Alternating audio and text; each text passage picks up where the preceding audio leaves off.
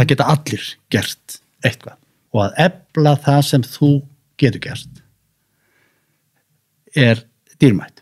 Ég hef séð svo mikið af afreksmönnum sem mér finnst vera afreksmenn. Svo ég sé aðra sigurvegara sem mér finnst ekki vera neili sérstakir afreksmenn. Sko, því að fyrir mér afreksíþróttamaður hver sá sem stefnir að því að verða sá besti sem hann getur orðið. Sem hefur áhuga á að efla sitt megnóða sjálf.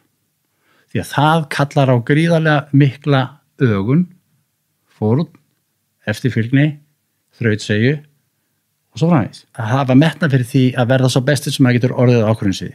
Gera allt vel. Vita, takmarka á mjög mörgum sviðum.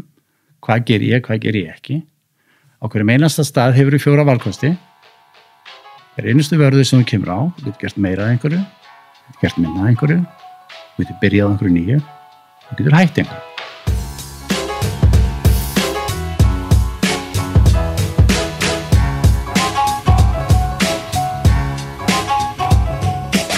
Einar Vilhjálmsson svo sannarlega með meiri íþróttamönnum sem bæði hafa komið inn í þetta stúdíó og sem við Íslendingar höfum átt. Hann var íþróttamaður ársins árið 83, 85 og 88 og árið 1985 var hann einnig stigahæsti frjálsíþróttamaður heims þvert á allar frjálsíþróttagreinar. Keppnisferill Einars spannar 220 mót í 22 löndum og hafnaði hann á verðlaunapalli á 200 þeirra. Við fáum marga góða sögur frá ferlinum og einnig heimspekilega sýn Einars á lífið eflingu hins megnuga sjálfs. Að spyrja sig og aðra af hverju, hvers vegna ég að þessu og hvernig hann fór út á stórmót án allrar aðstóðar, án þjálfara, án utanumhalds, án styrkja og í víking til að hefna fyrir Snorra Sturluson. Já, það ýmsar leiðir sem fólk getur notað til þess að byggja upp eldmóðin áður en að hann slengdi spjótinu. Svo ræðum við auðvitað Simavil, litla bróður hans. Það var ekki hjá því komst. Það er heldur ekki hjá því komist að nefna að Eirberg voru að opna risavaxna verslun að Stórhöfða 25. Núna þegar kólnar í veðri þá finnurðu alls konar fatnað og undirleg frá Tufti í verslunum Eirberg. Hvort sem það er á Stórhöfða eða á eirberg.is. Þar finnur einnig allt sem íþrótta og heilbrigðishugurinn girnist, nuddbyssur, nuddrúllur, æfingafatnað, Lumi, sólarupprásar, vekjaraklukkur ef það er orð, rakatæki og allt þetta helsta. Það er ekki laust við að kuldin herji á húðina líka, þurrkar hann upp eins og spritbrúsi. Í næsta apóteki getur við fengið ráðleggingar hvaða dekúbal vara henta þér best. Hvort sem þú ert barn eða fullorðinn og sjálfstæðir einstaklingur. Dekúbalkremin eru sérstaklega mild fyrir þurra og viðkvæma húð og án allra parabenna, ilm og litarefna. Eins og við viljum hafa það. Vitið það að inn á aha.is koma inn tilboð dagsins. Það sem þið finnir tilboð á hótelgistingum, út að borða og annarri afþreyingu sem kjörinlaust á jólagjafvandanum sem vofir yfir okkur. Þú flettir bara í gegnum tilboðin og panta gjafabréf handa hverjum og einum fjölskyldumeðlimi og kaupið þessu mat frá einum af 100 veitingastöðum á höfuðborgarsvæðinu sem í samstarfi við AHA og hann mætir heimtíðin á 100% rafmagnaða bílflota AHA. Jólagjafarnar og hungrið afgreitt á einum stað. Án þess að þú þurfir að fara eitthvað. Þú bara, já, þetta er bara vefsíða. Þarf ekki að mæta þangað. Svo er það Coca-Cola án sykurs. Þið hljóta að vera búin að smakka það nú þegar. Það missir enginn af nýrri tegund af kók á markaðnum. Bæði er búið að bragðbæta þennan lífsins vökva og gefa umbúðunum svona glæsilega yfirhalningu sem skilar sér í mögulega besta kóki allra tíma. Svo vil ég að þið vitið að meðan lífið gengur sinn vanagang og maður situr inn á einhverju skrifstofu bara að hreyfa fingurna á einhverju lyklaborðið þá er það Sætoppur sem vinnur sér gott orðspor fyrir hönd íslensku þjóðarinnar. Sætoppur notar einungis ferskan fisk til að bjóða upp á hágæðavöru sem seld til kúnna út allan heim. Það er Sætoppur, þar sem að fiskurinn, flutningurinn og gæðin í hæsta flokki. Þakkir til kostenda þáttarins, þakkir til hlustenda þáttarins, ekki síður mikilvægari hluti af þessu öllu saman. Nú komið að Einari Vilhjálmssoni, gjörið þið svo vel. Herðu Einar, þú varst að segja mér að hornsteinn í þinni þjálfun. Já. Væri að segja af hverju? Já, spyrja. Já. Hvað áttu við? Hvers vegna? Að spyrja spurningar hvers vegna? Já. Já, sko, ef að viðkomandi er að taka ákvörðan einhverja þætti í þjálfuninni og hefur ekki skynjun á hvers vegna, hefur ekki þá er ansi mikið sem vantar. Okay. Allavega fyrir mig, eins og ég var innrættaður. Sem íþróttamaður að taka við skilabúðum frá mögulega þjálfara? Já, eða bara minn eigin hugmynd. Ok. Spyrja sjálfan það aftur. Á hverju, hvers vegna gerur þetta? Hvers vegna ætlar að gera svona mikið af þessu? Og hverju á það að skila? Og hvaða ástæðu hefur til að ætla að gera það? Á hvað byggiru þessa tilgátu þína? Í íþróttaumhverfinu þá hefur maður ekki svo mikinn tíma til að og mjög dýrt að trúa á ranga tilgátu því að eins og í mínu tilfelli þegar ég být á spjótið sem íþróttagrein sem ansi seint á mínu ferli ég orðin 20 á þess að hafa farið í gegnum heilt undirbúningstímabil fyrir spjótkast sérstaklega og sett Íslandsmet 1980 komandi þá úr handknallleik allan veturinn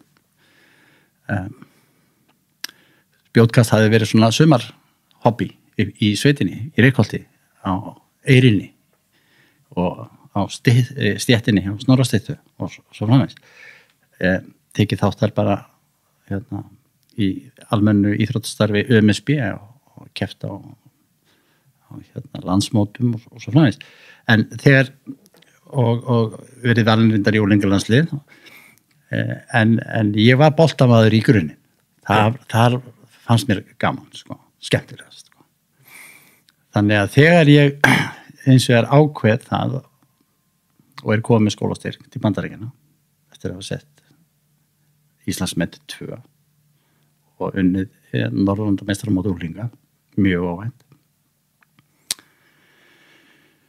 þá ég orðin ansi fullorðin hvað var það að fara að byrja að sérhafa mig með einhverjar draumsýnum að geta staðið mig í keppni við þá bestu í heiminum. Þannig þið fannst það bara nokkuð seinn? Já, allt og seinn. Sem dæmi það þá var mér sagt að 12 ára hef ég komið mjög áhyggjufullur til kennara míns, Þorvald Pálmason kennar á Kleppjárnsreykjum þá í Reykholtsdal mjög áhyggjufullur og sagt við hann að ég hef heyrt það í útvarpinu frá Ólympíuleikunum 1972 að Austur-Evrópumenn væri að þjálfa íþróttamenn frá 6 ára aldri hvort ég væri ekki orðinn allt og seinn Þorvaldur að reyna að finna einhver íþrótt og þetta talaði ég við hann því að ræddu við ekkert við pappa beint pappi var ekkert beint að íta einu að okkur varandi íþróttir Nei.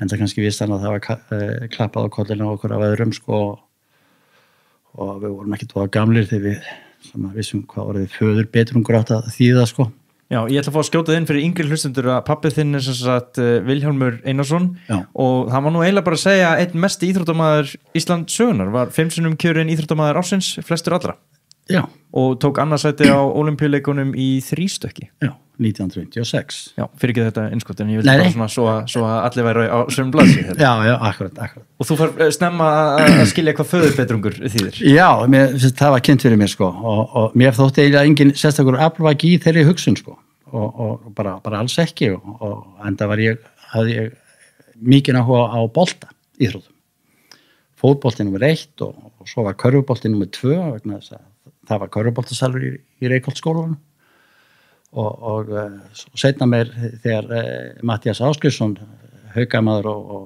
fyrir landsliðsmaður í handbolta kemur sem kennari við skólanum þá kynir hann fyrir okkur handboltan og þó að salurinn hefði nú ekki verið nema 8-16 það var nú hægt að spila svolítið handbolta þarna þannig að það var síðan mín grein í bænum því ég kenndi Reykjavíkur og fyrir mennskóli í Reykjavík að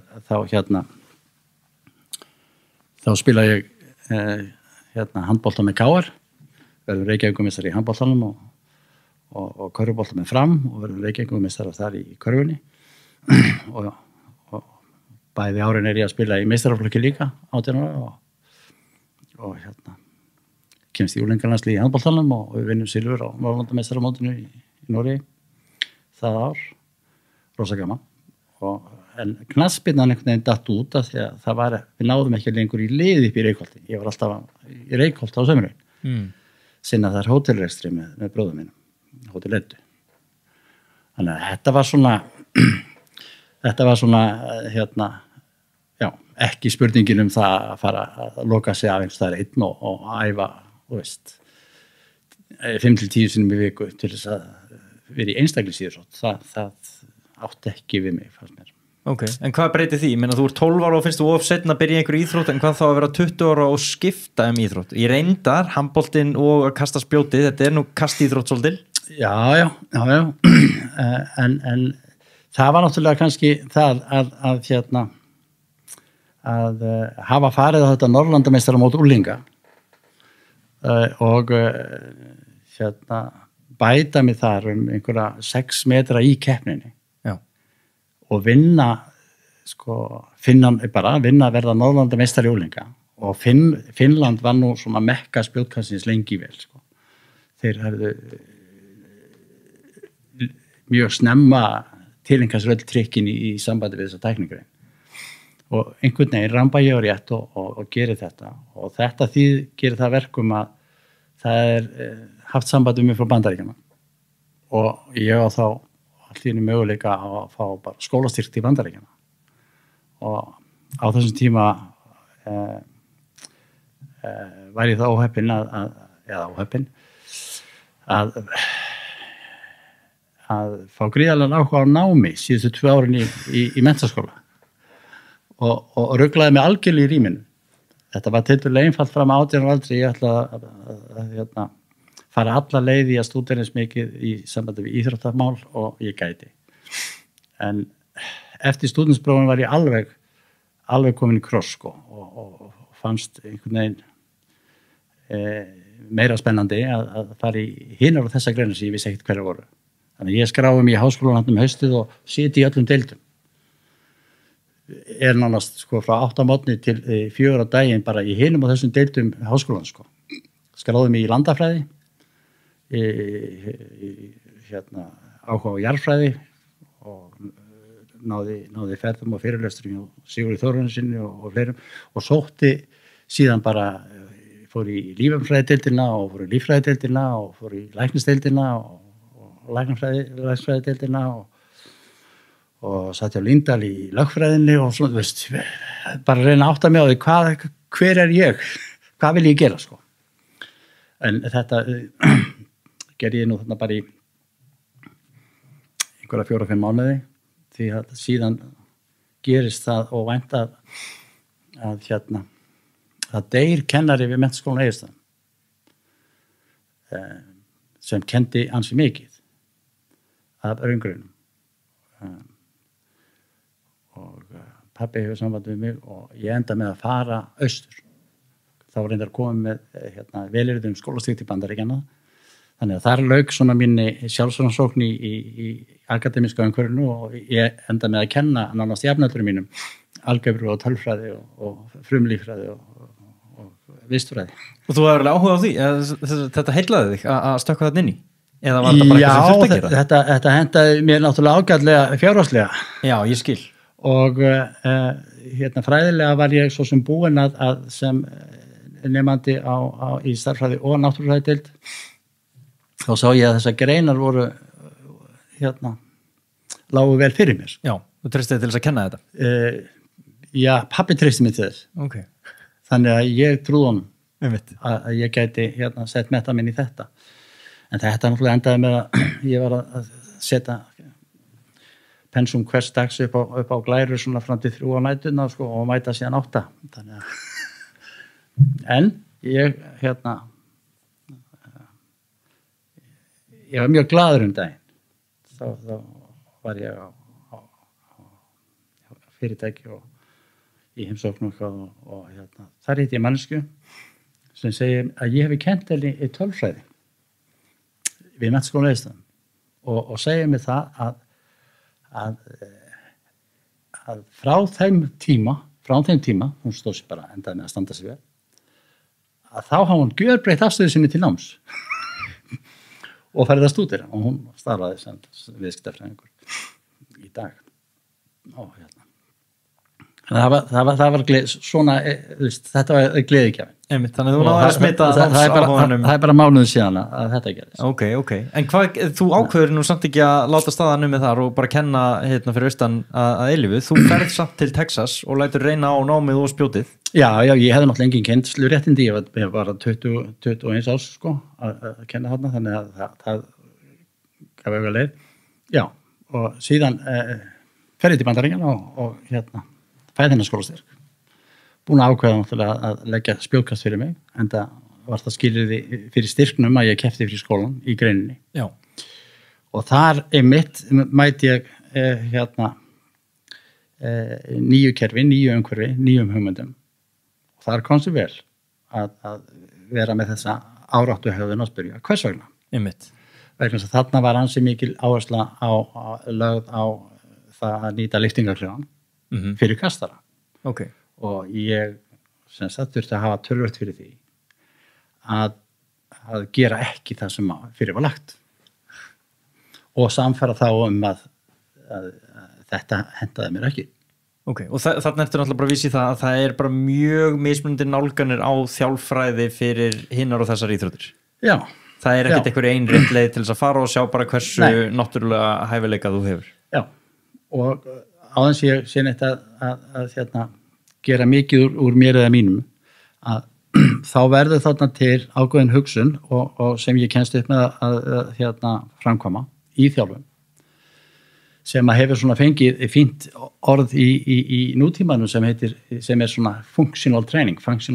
Já. Sem þýddi í rauninni það að lyftingarklefan ætlaði að nota meira og minna í hreyfiafræðilegri nálgun við mína grein. Ok. Ég fór semst ekki inn í klefan til þess að verða lyftingamaður í 3 tíma. Ég skil. Og lyfta þessa beygju og þetta tóg og þetta, skilur. Heldur var ég að gera það þá með aðeins öðruvísi hætti sem samræmdist þeim hreyfingum og þeim stellingum sem að mín íþrótt gerði kröfu til. Já. Og þessna var ég að gera einhver ákveðin hreyfingu svona hipu en brjóta hana strax upp í ákveðin skref, þannig að ég þurfti að fara eitthvað annað og gera eitthvað annað á milli setta. Ég var ekki að sita þarna kjör og bíða eftir að gera það sama aftur. Skilur, heldur að stimulera vöðvana til þess að ná ákveðnu út úr þeim og nýta síðan það á reiti til þess að gera nákvæmlega það sem ég vildi að þessir vöðva gerðu í hreyfingunni minni. Hvernig komst það að þetta væri betra heldur en hitt? Og ekkert endilega er ég að tala þetta sérstaka dæmi, heldur bara hver þú þarna mættu til Bandaríkjanna að segja þeim að þau segja gera þetta vitlaust og þú sért með betri hugmynd? Þetta kannski kemur ekki til alveg bara leið, heldur má segja að í fyrsta kursinu sem ég tek í taugalífilsfræði eða motor control og var human physiology, lífilsfræðinni, þá sé ég línurit yfir orkuútlát vöðva og ég sé línuritið sem er á stórum hluta þess veldisvaxandi, exponential, þar sem er að ræða lenging á vöðva í samdrætti. Lenging á vöðva í samdrætti, sem þýðir rauninni að þú ert sem væri kannski munurinn á því að geta gert þetta eins rætt og það getur, eða þetta. Ok, það er erfitt að lýsa þessu fyrir fólki sem að hlusta. Ég sem sagt að segja beygðu, en ég tók hann aftur áður en hann beygð. Ok. Þessi hreyfing, þetta köllum við kannski snapp, ýmislegt í ýmsum íþróttagreinum. Einmitt, býr til svona katapult þarna. Já. Hvort þú sért í tennisuppgjöfinni eða í blakinu eða handboltanum eða knattspyrnunni, þessi sama hreyfingu mjöðum eða hvernig sem er. Ok. Sumir hafa náttúrulega tilfinningu fyrir þessu, en svo er þetta að þjálfa upp til að gera þetta. Og þetta er náttúrulega svona momentum, þú þarft að hitta á augnabliki þar sem að hlutinni smetla, gjörsamlega. Þú þarft að gera hlutina sem þetta í réttri röð. Já. Þetta er bara svona svipað og kallast svona kinetic link principle, sem er svona hlekkjalega málsfræði, bara eins og alltaf með svipuna. Já. Þú slærð svipu og getur látið smetla efst. Já. Af því að vegna þess að toppurinn rífur hljóðmórin. Já, og aldrei en ef þú tekur svipuna og teipar einhvern hlutavenni, teipar einhverstaðar í hana, það nærðu þess aldrei. Já. Efsti hluturinn fer ekki eins rætt, vegna þess að þú nærði ekki að búa til mögnun alveg upp í endan. Ég veit. Með nákvæmlega sama hætti var spurningir að þjálfa þá líkamann, alveg frá ökla og upp í puttana. Hér fer orkan út, niðri verður hún að vera búin til fyrst, svo fer hún upp, hnén, með mér, þú verður að bíða, skilur. Opnar öxlina, Já. olbóin, úlliðurinn og hendur. Já. Og þessi hreyfing það ónáttúrulega mörguleiti því að ef þú náttúrulega ætlar að taka eitthvað hérna fyrir aftan þig þá segir líka með við herðu, þá gerur það bara svona þú ert ekki að fara að hlaupa inn í hryggsúlnaður hérna. Það gerur ekki sko. Þannig að það fullt af hlutum sem þú þarft að búa til fyrir líkamann að gera ekki þannig að stóri hluti af þjálfunin þjálfaði í að gera ekki þetta segðu við að þeir eru ekki að gera þetta, þeir eru að slaka á og treysta hinum til þess að klára máli. Já.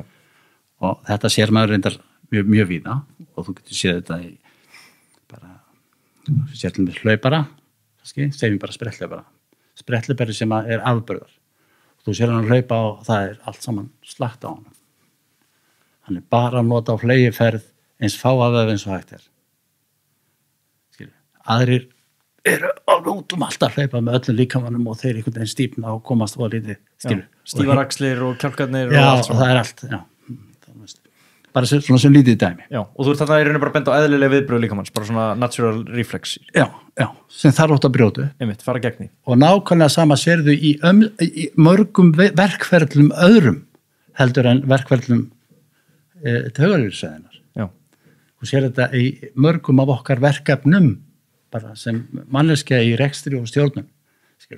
Menn að gera hluti af klefanum, af einhverju afli, í stæðan fyrir að velta fyrir sér, hvers vegna? Hvernig getum við gert þetta auðvitað? Lykillinn í þessu alltaf liggur í einfeldninni. Að finna stystu leið milli tveggja punkta og búa til skilvirkni að komast þá leið. Einmitt. Af hverju maður svo vitlaus að fara lengri leiðina milli tveggja punkta? Manneskjan mögnuð vera. Manneskjan mögnuð vera. Og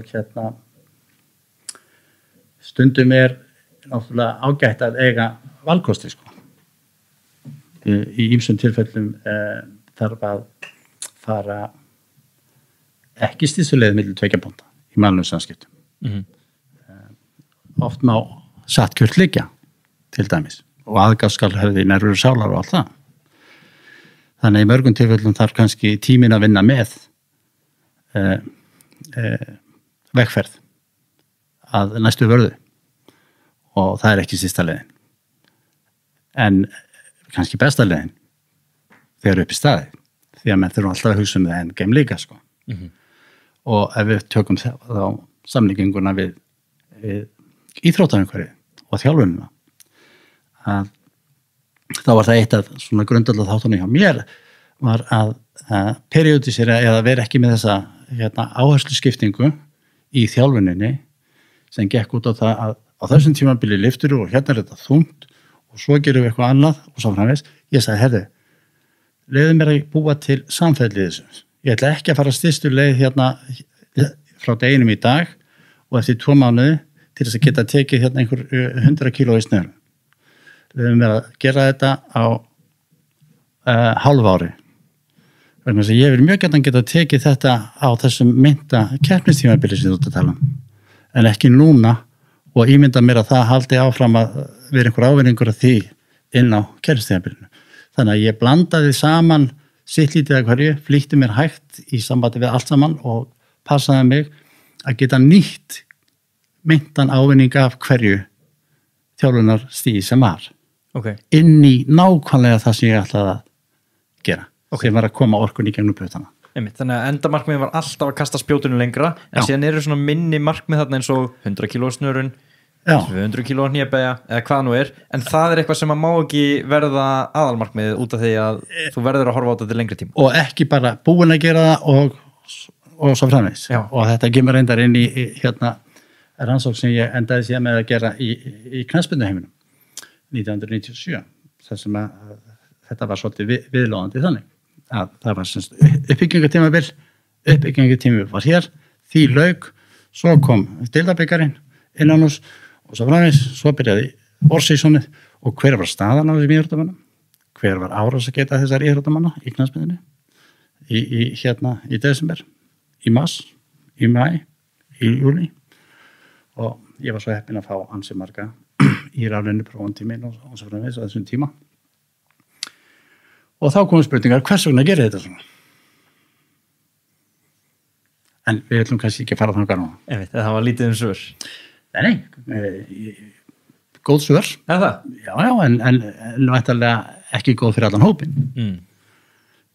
Þau góð svör fyrir þann sem svaraði vegna að þeir gerðu þetta svona hinir gerðu þetta svona en af hverju voru þau svona mismunandi eftir skilur akkurat af hverju gerði hann þetta og þessi þetta er sama sportið sko þetta eru svona einstaklingarnir og þessum tíma var svona að koma innleiðing á orðinu sko einstaklingsmiðuð þjálfun einstaklingsmiðuð skilur sem náttúrulega þarf að innleiða inn í liðsíþróttir líka skólakerfið, hvar sem skilur það hlýtur að vera okkar framtíð. Hugmyndafræðin sem samfélag að hver og einn finni stað þar sem hann hefur á tilfinningunni að styrkleikar hans fá notið sín. Það er svona drauma samfélagi. Hvernig getum við gert það? Menn hafa gert þetta með ýmsum hætti en átt að segja á því í auknum mæli með því að leggja meiri rækt við sko, einstaklingsmiða þjálfun, tækifæri til þess að hafa val og halda betur á lofti skapandi greinum að þín kynslóð vonandi og næsta kemur til með að eiga miklu fleiri valkosti til þess að fá notið sín í skólakerfi sem að er ekki forflokkað af einhverjum gamaldags sko virðingarhugmyndum hvað námi sem að loðir enn við í dag að séu til staðar og eru hamlandi á framþróun samfélagsins eins og það blasir við mér og örugglega þér. Þetta stendur nærrið. Þú talar mikið eflingu hins megnuga sjálfs. Já. Geturðu sagt mér frá þessari setningu og hvað hún þýðir? Já, þessi setning kom til mín og hún þýðir heildræn skipan aðskildra þátta sem samverkandi renna styrkum stóðum undir eflingu hins megnuga sjálfs. Og þetta hugmynd sem að mjög snemma út í Bandaríkjunum þá læri ég staldra ég við orð í bókinni hjá mér synergía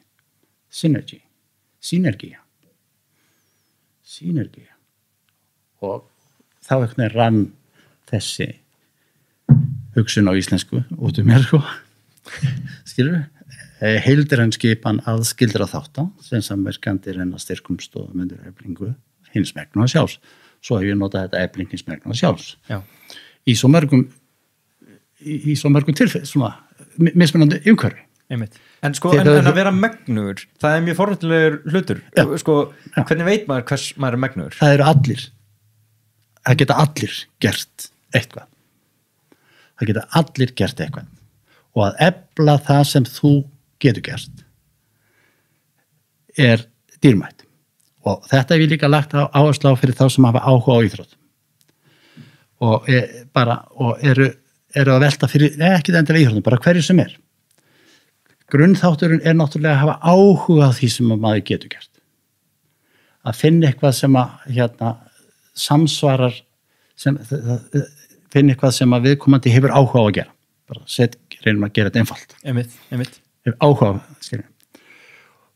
Og ef hann hefur áhuga á einhverju, þá hefur hann möguleika til að verða betri í því. Einmitt, megnugur. Já, hann hefur mátt og er megnugur að bæta sig.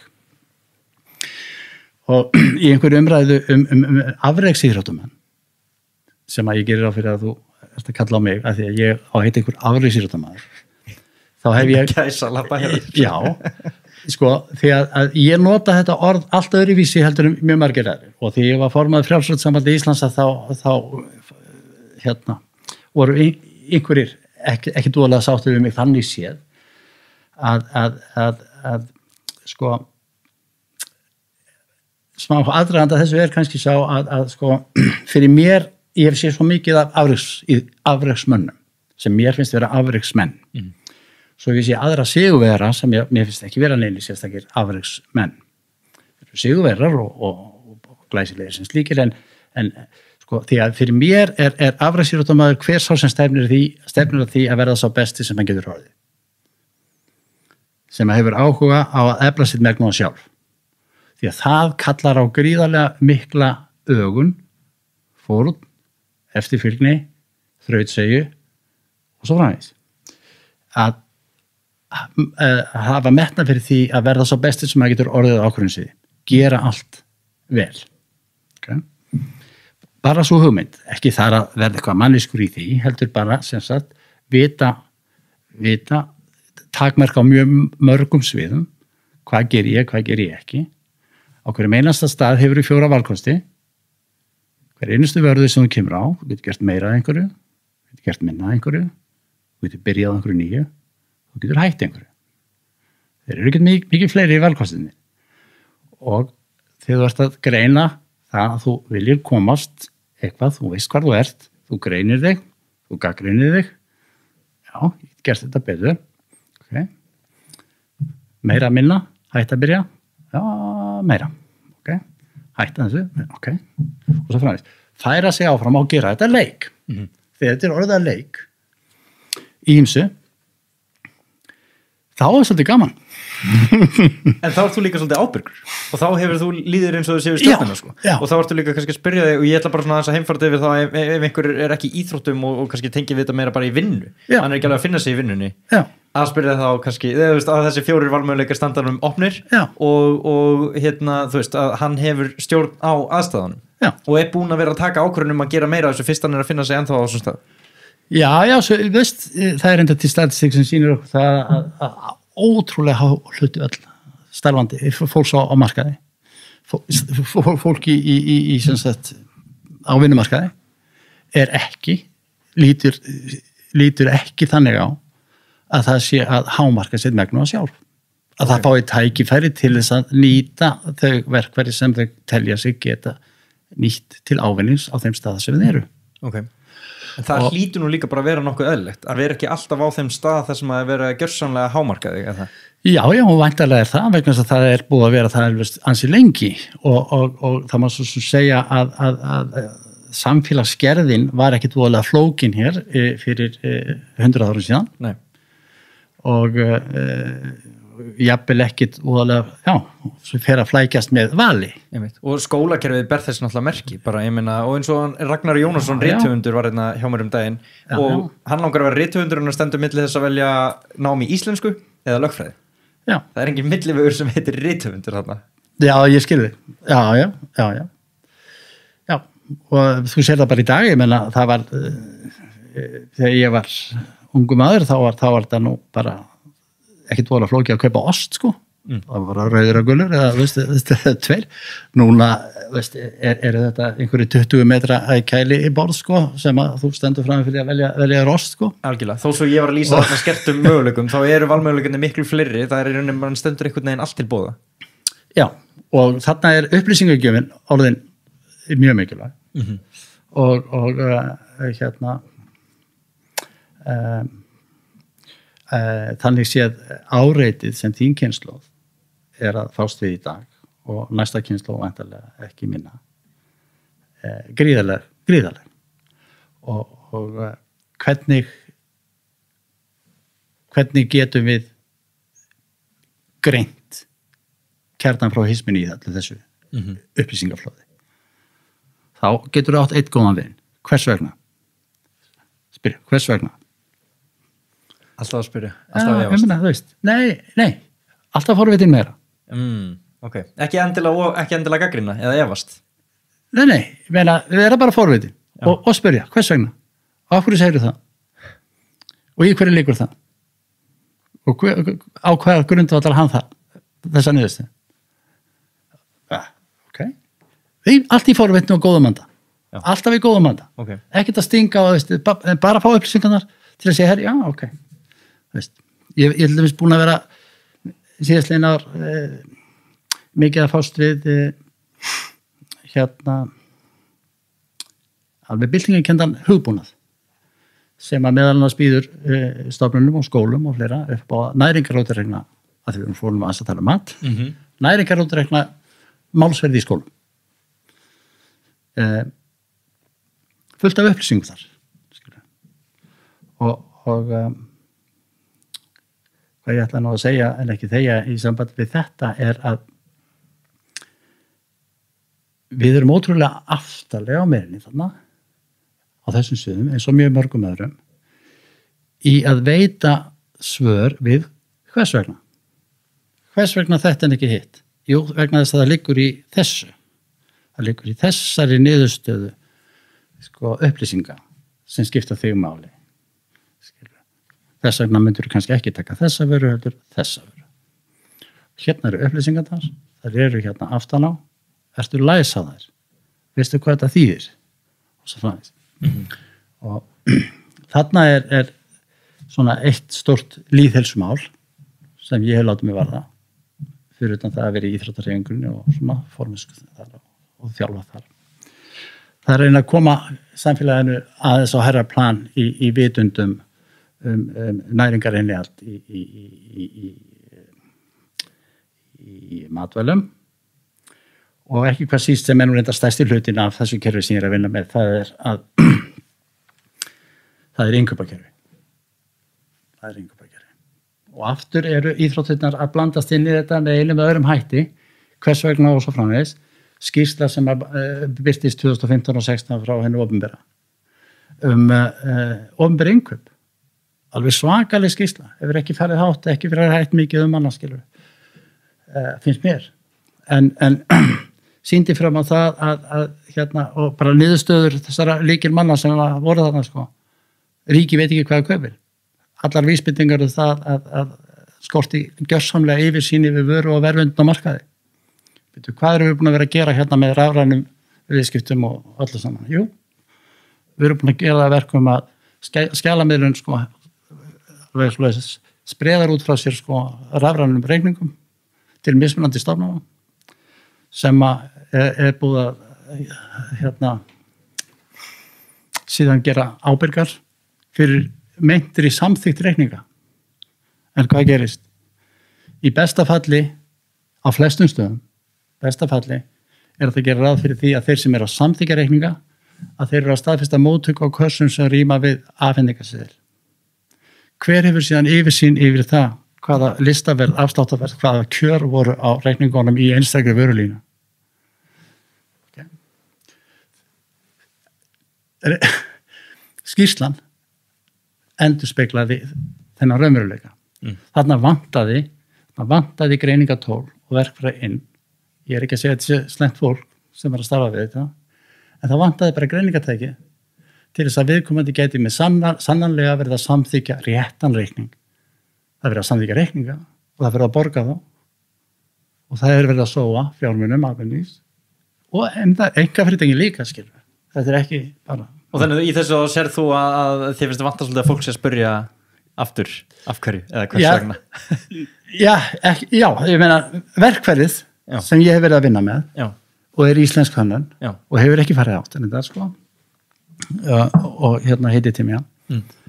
Það er einnig gerir það veitir þér yfirsýnina, það veitir þér yfirsýnina yfir vöru og verðamarkaði, þannig að þú getur verið að besta þessa hluti Okay. Aftur, efla, hefur megnuð að sjálf Einmitt, já, ég ætla að koma þarna þessu Er þetta kjarnin bara í þinni heimsbyggi? Þarna lifna ég allir við Já, ég heyri það, ég meina við erum að tala um íþróttir og við finnum bara samnefnaran yfir í innkaupi ríkisins Þetta er alltaf sama fyrir þér Þetta er sama þema eins og áður við byrjum að ræða þegar við fórum að ræða við orkukerfiskipti í samgöngum Einmitt Við tókum heilt podcast hérna áður við byrjuðum orkukerfiskipti Orkukerfiskipti, ekki orkuskipti í samgöngum Orkukerfiskipti í samgöngum okay. Grundvallaratriði okay. Þegar það er eitthvað stærra gúdd persónulega þá er ég ekki með mína viðskiptamenntun og allt það og mitt MBA þá er ég ekki svona peningalega mótiveraði fyrir mig ég veit ekki hvað það er bara þannig en einhver svona verkefni ég get því miður fjölskyldumennar vegna þú veist, gengið rosalega langt í að reyna að koma, þú veist, einhverju jákvæði frá mér. Já, einmitt. Í einhverju hugmynd sem að, hérna. En þú nefndir þarna viðskiptafræði menturinu þín og þetta. Mér langar að forrætnast aðeins það út af við tölum að þú ferð inn í háskólan og þú ert að reyna fyrir þér í öllum þessum námsgreinum eða sviðum. Þú ákveður samt líka að halda spjótun inni, ferð til Texas og þú byrjar að læra læknin þar. Ok. Sko, læknisfræði í Bandaríkjunum það byrjar enginn í læknisfræði sem fyrir í háskóla í Bandaríkjunum. Okay. Hann byrjar faktist í svona forvali. Já. Og flestir þurfa að taka einhverja BS-gráðu. Já. BS-gráðu, en þú getur skráðið sem pre-med, sem þýðir að ef þú ert í efnafræði, efnagreiningu, lífeðlisfræði, fósturfræði, frumulífsfræði, vefjafræði, þá getur þú tekið það sem pre-med. Og það gerði ég, sem sagt. Ég vildi fá að keppa við læknanemana í minni frumulífsfræði, í lífeðlisfræðinni. Og þetta náttúrulega bara rosalega spennandi umhverju vegna þess að þú situr í sal sem 400 pre-med stúdentum sko, í lífeðlisfræðinni og það bara 10% sem fá A. Já. Það bara 40 sem fá A. Það alveg sama að þú ert með 91, skilur. Ef þú ert með 41 þá fyrir B. Já, ok, þannig bara einhvernugjöfin þannig, það mun aldrei fleiri. Þú ert bara að keppa við salin, sko, þú ert bara í salin. Ok, og þetta kveikt undir þér? Já, þú veist, ekki bara keppnin, þetta svona í öllum greinum reyndar, ekki bara pre-med, öllum greinum í bandaríska skólakerfinu. Bandaríska skólakerfinu, já, allavega í Texas, já. Og, jú, meira og minni í Bandaríkjunum. Þannig sko, mitt lægsta A var 67%. Lægsta A? Já. Kottu við með lægsta A? Ég fekk A, 67%. Prófið sko, bara það massíf sko, að það getur ekki klára meira á klukkutíma. Já, ég skil. Þannig þú, þú varst með 67% og fekkst A. Já, það lægsta A. Já. Þú veist, þannig þetta svona, þannig ég enda með að taka sem sagt dýrafræðideildina. Já. Zoology. Og fæ þar að velja ansið mikið að lífeðlisfræði. Þannig að lífeðlisfræðingur hef ég átt titlað mig þar sem að ég lokaverkefni voru með Dr. Bittner í neurophysiology, frægur lífeðlisfræðingur á því sviði og fekk að sitja alla masterskursuna hans í því og svona svo fluga á vegg bara og skila því sem ég þurfti að skila þar. Og þannig að dýrafræðideildin heillaði mig mest. Kem svo til Íslands og kenni aftur við menntaskólann, þá orðin líffræðingur en var búin að brillera sko í eigin skinni í spjótkasti það ár. Okay. Og var það svona ekki tilbúin til að setjast það á Egilsstöðum, 25 ára gamall, búin að vera leiða heiminn í stórmótoröðu alþjóða frjálsóttasambandsins í 4 mánuði. Einmitt. Áður en að olbúinn gaf sig, sko. Einmitt. Bara svo, og sko, við verðum eiginlega að bara, ég vil að það sé alveg kýrskýrt. Já. Ég bara fæðist eftir þinn árangur. Já. Og þannig, þegar ég að kynna mér þetta, þegar þú segir, sko, að þú varst að leiða heiminn í spjótkastinu, þá það bara... Ekki bara í spjótkastinu, öllum greinum. Einmitt. Þú varst efstur á stigalista frjálsóttasambandsins, þvert á alla greinar. Já. Þannig að þetta var ekkert bara út að það voru svo fáir að keppa í spjótinu eða neitt svoleiðis. Nei. Og þetta var mjög, og ég meina spjót hefur nú kannski séð dagar svona fegurri heldur en í dag, myndi ég halda. Þetta var tölvöld vinsælla á þínum tíma þegar þú varst að skara fram úr í þessu.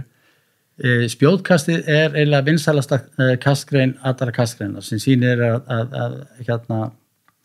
að í gullmótaseríunni á sínum tíma sem kallaði Diamond League núna. Já. Og var stórmótasería sem byrjar 1935 að þá var spjótkastirinn á öllum mótum þó svo það væri ekki gullmótaseríumót þannig að og mannauðurinn á bakvið spjótkastið hefur verið sko, það mikill að það hefur ekkert verið vandamál fyrir mótshaldana að bæta spjótinu við. Það ekki alveg sama í öðrum kastgreinum þannig séð sko. En á þessum tíma það náttúrulega var ansi mikill uppgangur í frjálsrættaheiminum vegna þess að það hafði ekki verið svona stórmóta seríumót. Þetta voru þá Evrópumeistaramót og Ólympíuleikar og heimsmeistaramót og 1985 þá er að fara af stað þarna fyrsta stórmóta seríu, svona Grand Prix skilur.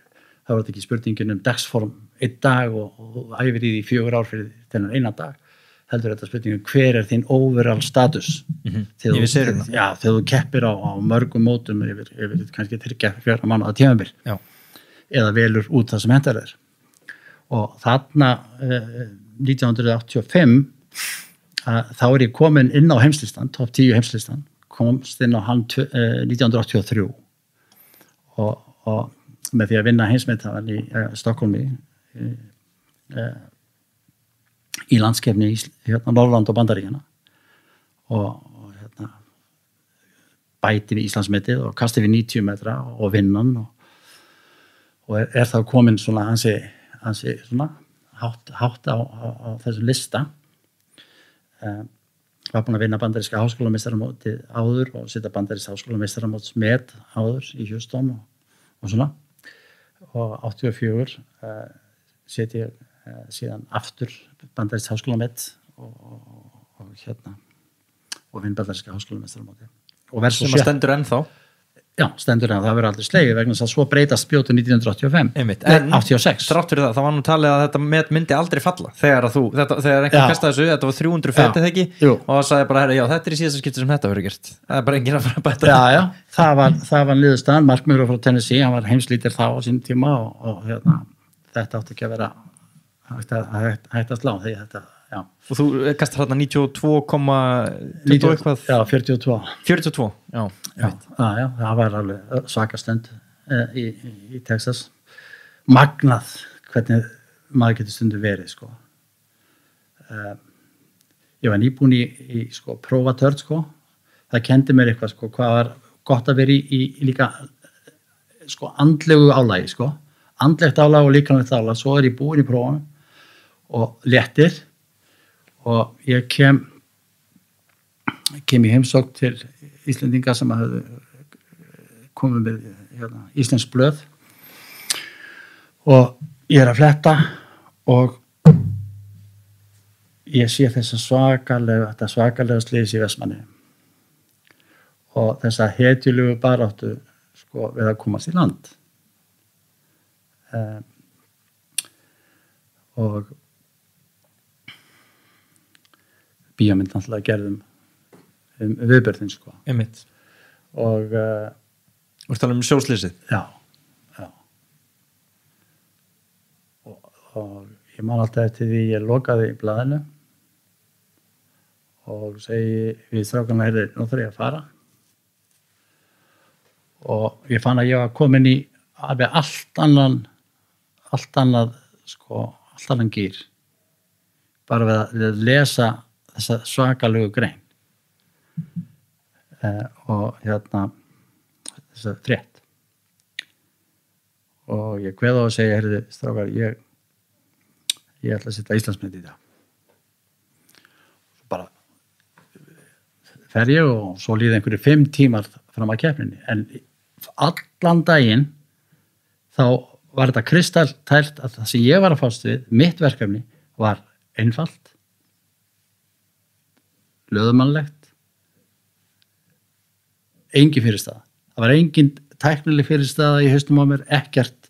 Þetta var einfalt, þetta voru skrifið minn, búm, ég neglaði. Og það kom í öðru kasti. Fyrsta kasti var reyndar miklu kröftugara, en það fór í sennilega 50 gráðu útgangshorn og henglaðist niður sko, einhverja 88 metra. Næsta, beint í gegn, 92-42. Svo bara því miður leið svo langur tími vegna þess að þetta ná í stálband og þetta ná í yfirdómarann og það leið einhverju hálftími þannig að þetta leið staðfestu bandaríska háskólametið sem enginn átti að hafa getað slegið skilur þannig að einhvern veginn þá datt ég út úr þessum gír þannig að ég bara hætti eftir þetta. Já, nú tókst ekki fleiri kost. Nei, búin. Gott dagsverk. Já. En við vorum hann í 85. Já, 85. Já, vegna þess að það var svolítið spes. Efstur á heimsmetalistanum. Já, vegna þess að ég hafði nú ekki haft neina upplýsingar um það að þessi stórmótaserja er að fara í gang 1985 en fær hringingu frá Ágústi Ósnesssyni sem starfaði hjá Morgunblaðinu og var innan Frjálssambandsins og hann segir mér að það sé að fara af stað svona stórmótaserju keppni á EAS Grand Prix og fyrsta mótið sé í Bruce Jenner Classic og annað sé í Eugene í Oregon. Ok. Og það er apríl. Þetta rýmaði algjörlega við það sem að ég get mig dreifum að geta ferðast á milli, hitt bestu gaurana á þeirra heimavelli þessna og keppa við þá. Þetta var áskonum sem þú varst til í? Já, þetta var ákveðin hugsun sem að ég var búin að búa mig til sem mitt prime, sem mín kjörlenda. Versus að vera með einhvern fókus á fyrri hugmyndafræði með eitthvað eitt mótskilur. Já. Þetta var, og það er ýmsar ástæði fyrir því, ég kannski geta ræðið núna, eða bara yfir höfuð. En hann segir mér þetta, ég hringi strax í Bruce Jenner Classic og fæ framkvæmdastjórann og hann segir, Einar, þú ert bara allt og seinn, hvaða manager ertu með? Ég er ekki með neitt manager.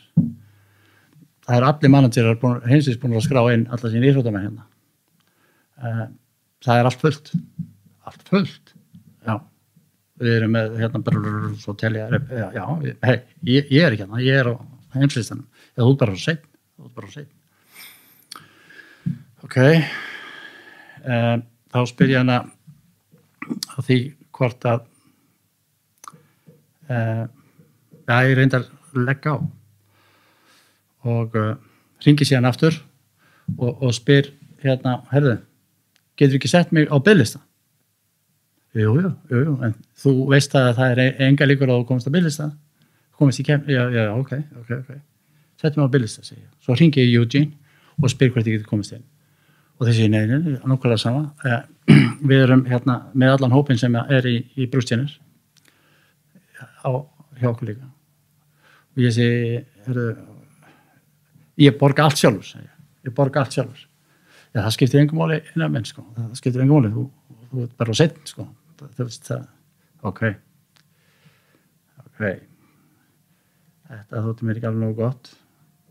Svo ég hringi aftur í Eugene og ég segi við Eugene við mannskjörnum þar, heyrðu, hvernig er það með Eugene, ef ég vinn Bruce Jenner Classic, kemst ég þá til ykkar? Ef þú vinnur, já, ef ég vinn, svo lægjum við að því, ertu inn í Bruce Jenner? Nei, ef ég vinn þar, segir. Já, þá náttúrulega kemur yfir til okkar, þá sköpum við svigrúm til það. Það er bara frábært, takk fyrir það. Og svo bóka ég flugfæriseðil til Bruce Jenner Classic í Kaliforníu. Bara borga hann sjálfur og ég vissi að það var enginn að hjálpa mér neitt í þessu. Svo ég bóka þetta og kemur fyrir á móttilingsta nálagt vettinum. Og ég var nú að lesa þetta í dagbókinu mér daginn, ég hef ekkert verið að kíkja í gögnum mín frá því að þú hringdir í mig. En þetta er svolítið fyndið allt saman. Og þannig að ég og bara sýnir kannski löngunina til þess að efla sitt megnu og sjálfskyldu og samfæringuna. Staðfastur þarna? Já, bara þú veist, mér fannst þetta óréttlátt. Já, ok, ég á ekki manager, ég er bara einn. Það er engin þjálfari, þú veist sem kemur með mér, ég er bara einn í þessu og ég er betur en þessi gaurar, margir hverjir, þetta var heimsmeitavel þarna og svona og allt í lagi.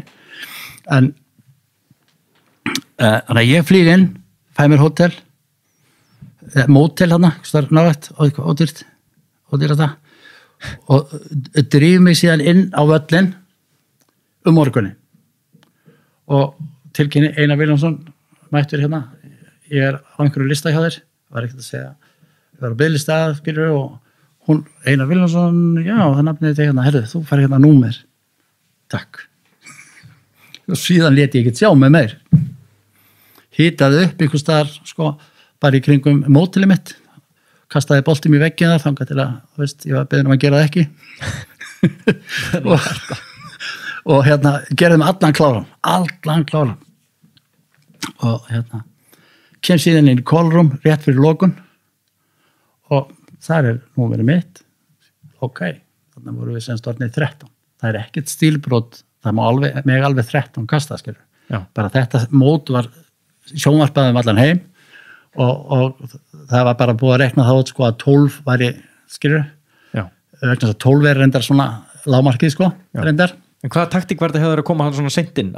Ég vildi bara ekki láta stoppa mig af skilur einhvers staðar skilur, ég bara ímyndaði með það að það gæti verið að einhver sko fyndi að því að ég væri það inni vegna þess að ég var ekki á nafnalista yfir sko bæklingin einmitt. Þannig að þetta var ekki eitthvað móturinuðinum eða neitt svoleiðis að klekja þeim nei, bara þú veist bara hafa varan á bara B-plan þeir stoppa mig þá inn á vellinu með þú veist eitthvað skilur ég ætlaði bara að fá að keppa þarna og þetta byrjar með það að heimsmyndaðin gera ógilt, ég gera ógilt eldabirinn gera ógilt, það gera okkur ógilt sko og svo er þeir í einhverju vandræðagangi þetta var á grasi þetta var síðasta mótið stórmóta, seríumótið og sennilega í heiminum stórmót sem keftir á grasi ekki tartan? Já, snögg fjöppuð og mjög þéttu grasi þannig að 12 mm mínir voru alveg nóg sem ég var með undir skóna síðan tekið fórust í annar umferð og Tom fer yfir mig heimsmyndaðin fer yfir mig svo sem 8 heimsmyndir reyndar og hann var ekki á svæðinu austu þjóðurinn og hann fer yfir, ég kasta síðan í síðasta kasti yfir hann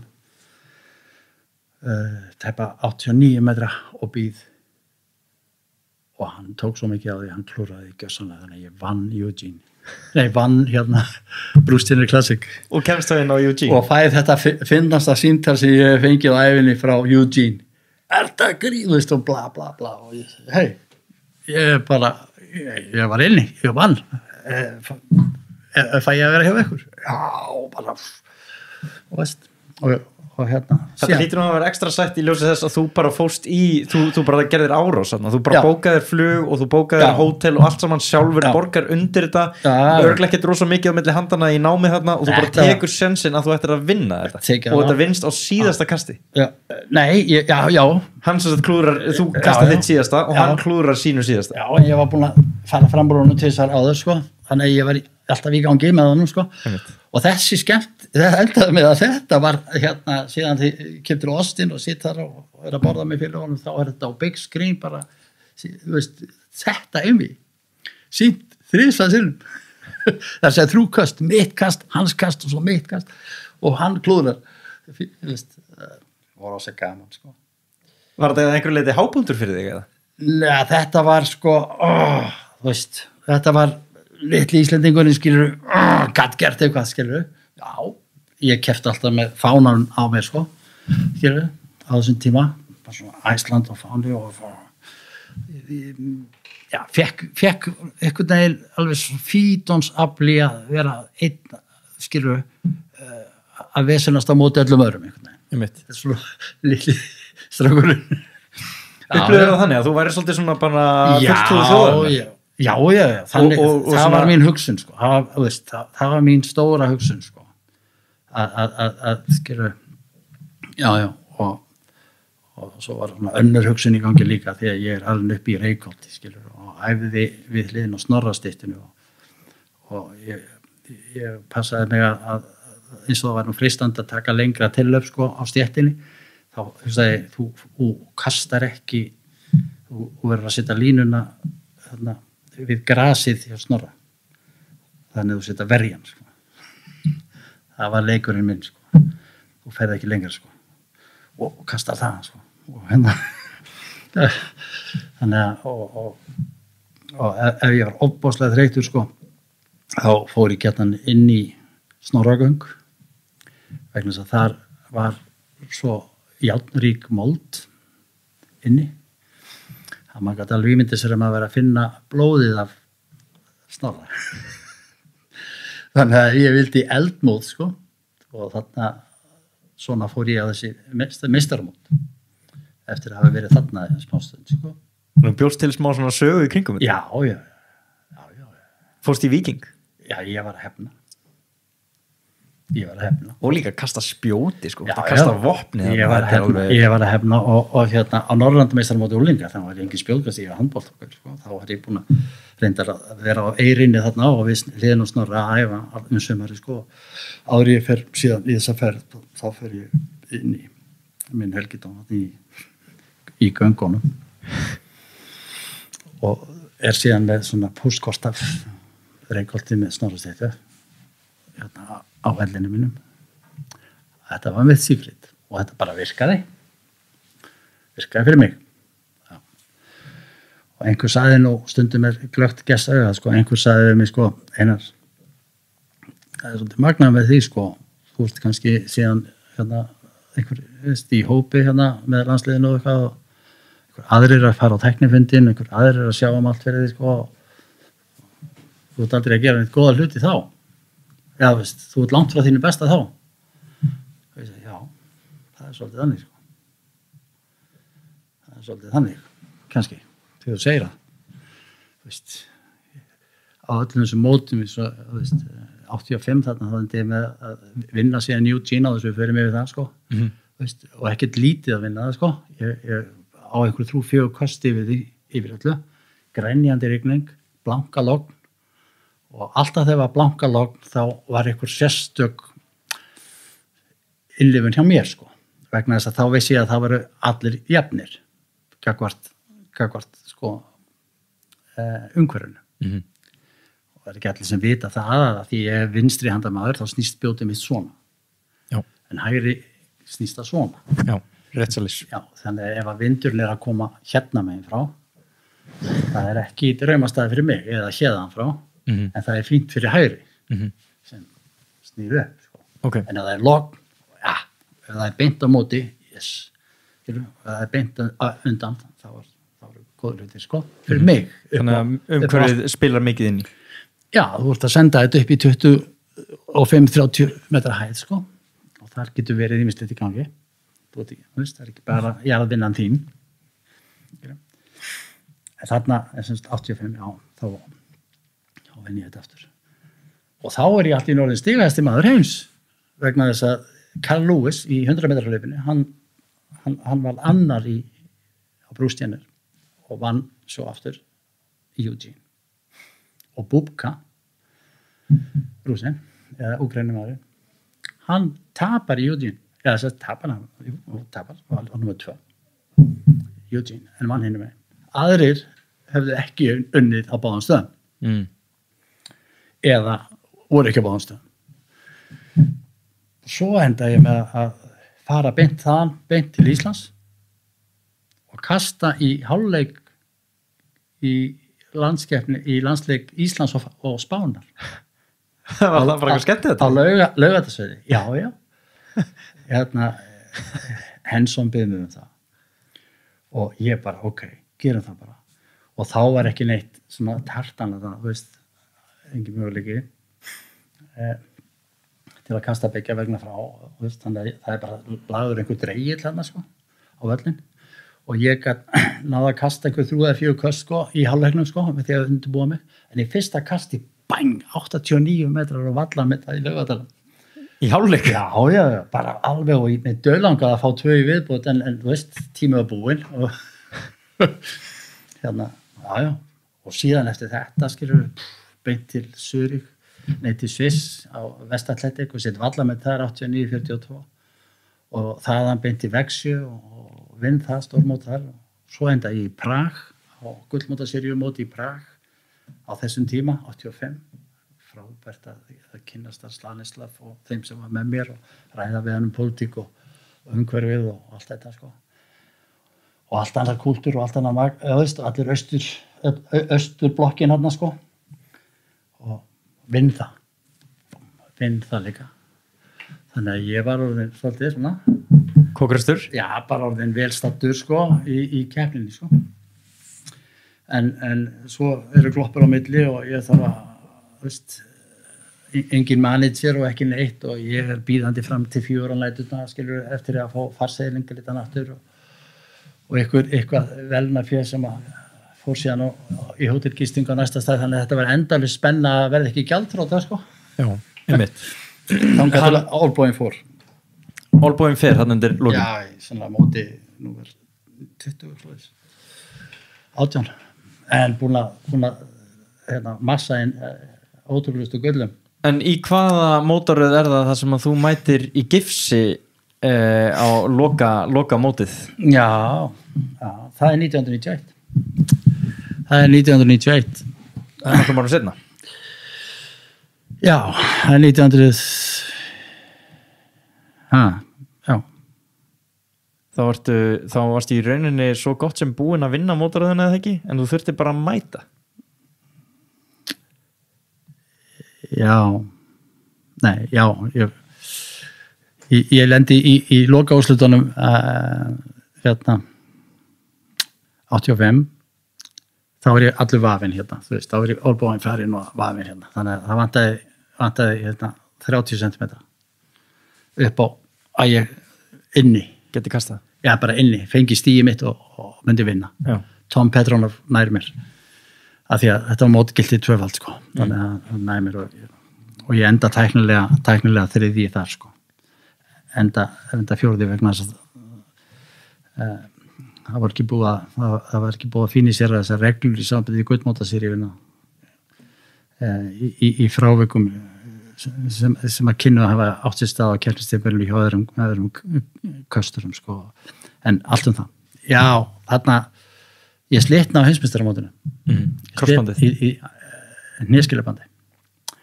Ég slít það og reyndar að því að ég er þáttakandi í spjótkast samfélagi heimsins í rauninni á Facebook og svo fræðis, þá kom sambarlegt upp núna í Tókjó og myndi mér náttúrulega á Tókjó, þetta var heimsmeistaramótin í Tókjó og það vil til að á þessum mótum að þá eru framleiðendur íþróttaefna ofta að gera einhverja nýja hluti sko.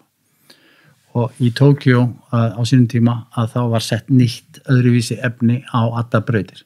Og gjarnan hugsa til þess að búa til eitthvað dýnamík í sprettleibónum sem að fá heimsaðategli alltaf sko rosalega og reyna að ná góðan tíma og svo framvegis. Tókstu vel á Ólympíuleikunum í ár? Með mörg slegin í hlaupónum? Já, með nýju efni. Einmitt. Sem var algjör katastrófa í spjótinu. Einmitt.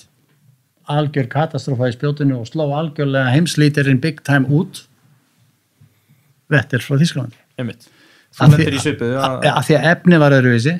Hann lendir í því að renna á því sko og gjörsamlega klúrar hans klukkutíma inn á vellinum. Ég hins vegar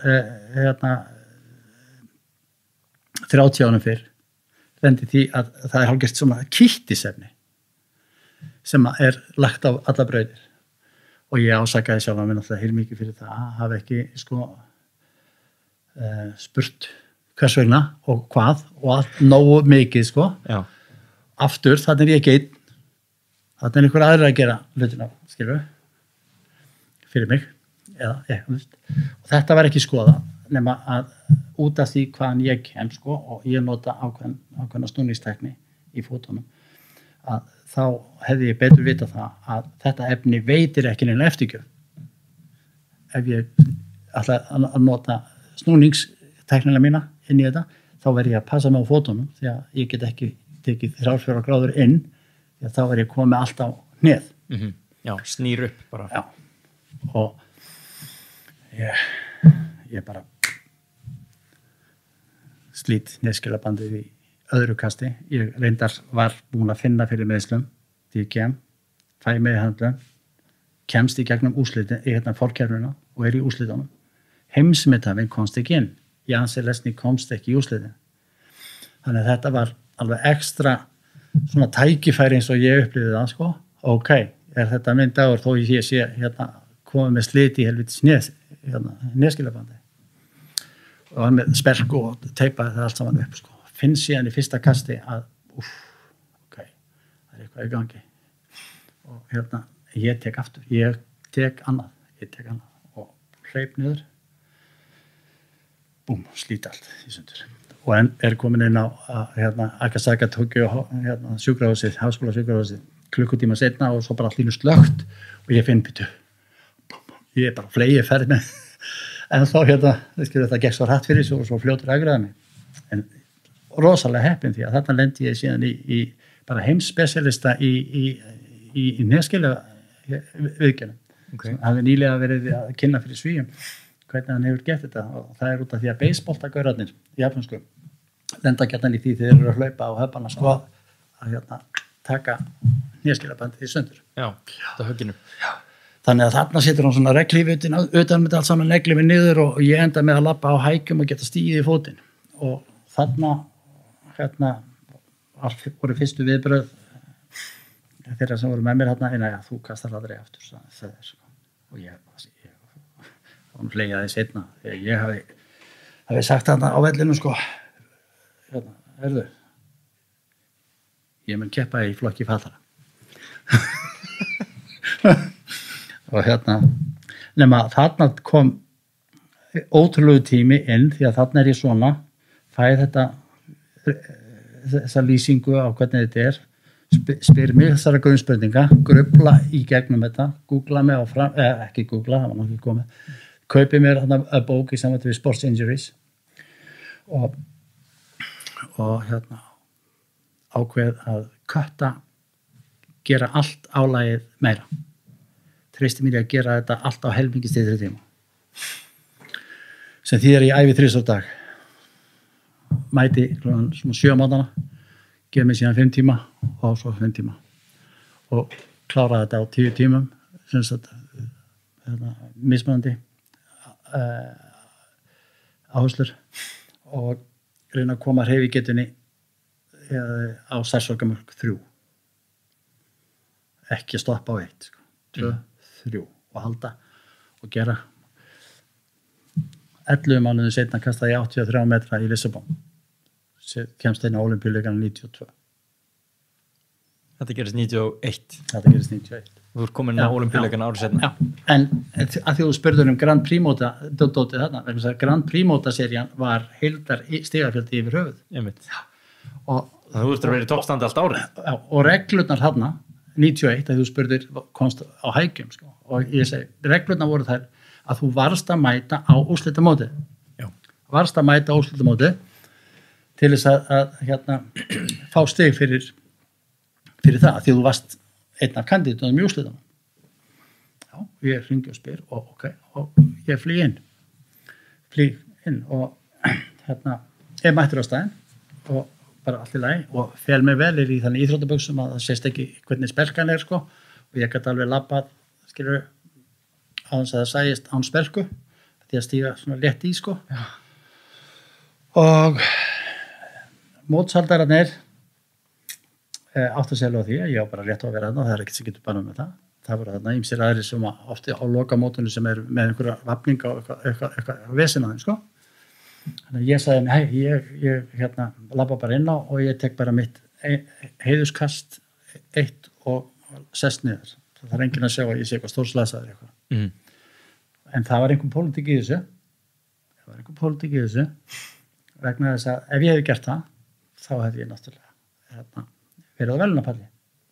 Bara fyrir að gera þetta. Af því að ég var búin að gera fyrir hluti fyrir árið. Já. Og ég er á leiðinni inn í kólrúm með númerið mitt. Þá kemur maður sem ég bar ómælda virðingu fyrir. Svíi. Sem segir við mig Einar, vertu ekkert að labba inn á völlin. Þú þarftist ekki neitt. Og fyrir að tala eitthvað svona for the sport og for the TV og eitthvað svona skilur við fyrir umhverju. Og ég trú honum. Labba ekki inn á völlin. Tjekka ekki inn, labba ekki inn á völlin, sest upp í stúku, sé síðan Einar Vilhjálmsson non-qualified. Sé nafnið mitt koma upp, no show. Sem þýddi, ég fæk ekki stig út úr því að vera þarna. Og varstu blekktur? Hann var blekktur. Hann var blekktur? Já. Svíinn var blekktur. Hann hefði ég hefði aldrei fyrir mitt litla líf trúað honum til þess að vera þáttakandi því, en þetta þýddi það að rússinn komst áfram. Þetta var einhver landapólitíka. Og fór á pall. Já, sannlega. En svona bara, þetta er hluti af því að vera í hörku samkeppni, þar sem að menn sækjast eftir því að sem í boði. Þú ferð á 3 ólympíuleika. Þú náðir aldrei beint þínu bestu fram þar, eða hvað? Nei, sjálfsögur ekki. Ekki þannig séð. Þetta er allt sig hvað spjótið gáði því. 84 er spjót 1. Það hættir 86. 88 Seúl, önnur tegunda spjóði. Síðan 92, 3. tegundin. Já, og þarna er þetta að tala að það er komna nýjar löggjafir bara þyngdarpunkt spjótsins, eða ekki? Þyngdarpunkt spjótsins og yfirborðs áferð og svona framvegis. Efni í spjóðum. Fyrsta breytingin gerði að verkum að heimslisti fór að á hvolf. Já. Ég er einn af þeim fáu sem er á heimslistanum með öllum þessum áhaldum. Ég heldur sért einn af 3 sem að náður að vera á heimslistanum í gegnum allar þessar breytingar. Já. Og fólk vil meina, ég las einhverja grein að þetta væri þitt merkasta íþróttaafrek, að hafa náð að vera svona ofarlega á heimslistanum í gegnum allar þessar breytingar. Já. Því að þegar einhverjum svona breytingar á þessu stað, þá hrundi bara menn af listanum. Já. Það náðu aldrei að aðlaga sig nýri tækni. Það er bara satt. Ef ég skildi rétt. Ég veit ekkert spjót. Bara svo það sé á hreinu. Þetta er bara rétt. Og, en mesta drama á mínu ferli er klárlega Ólympíuleikarnir í Seúl. 92. Ólympíuleikarnir í Los Angeles að því ég er 70 og fæ stig fyrir Ísland. Það væri í rauninni hroki af mér að segja, þú veist, eitthvað slæmt það. En á þess að ég fara út í það að þá voru þarna ákveðnar niðurstöður sem voru sendan birtar í skýrsluformi í sambandi við ástandið á vellinum sem að gera það verkum að það hefði ekki verið, ég hefði alltaf gert það sama aftur og aftur miðað við upplýsingar þess að ég hefði sem keppandi. Okay. Og eins heimsmetafinn sem átti heimsmeti Tom Petronov sem að las umhverfið eins og endaði í 10. sæti fyrir neðan mig alltaf. En þetta var mjög óeðlilegar aðstæður þar. En 7. sæti glæsilegt, stig fyrir Ísland. Ísland komið á stigatöflu á Ólympíuleikunum í fyrsta skipti síðan pabbi kom Ísland á blað. Það var bara bara sætt. Já, en mikil ósköp, ég var búin að gera þannig hluti fyrir Ólympíuleikunum Los Angeles að mér var spáð af Track and Field News, pallsæti. Skilur? Þú veist, pallsæti Ólympíuleikunum. Og ekki slæmt fyrir einstakling sem að fjármagnar sem er að lána sjóð íslenska námsmanna. En allt það. 88 er Seúl.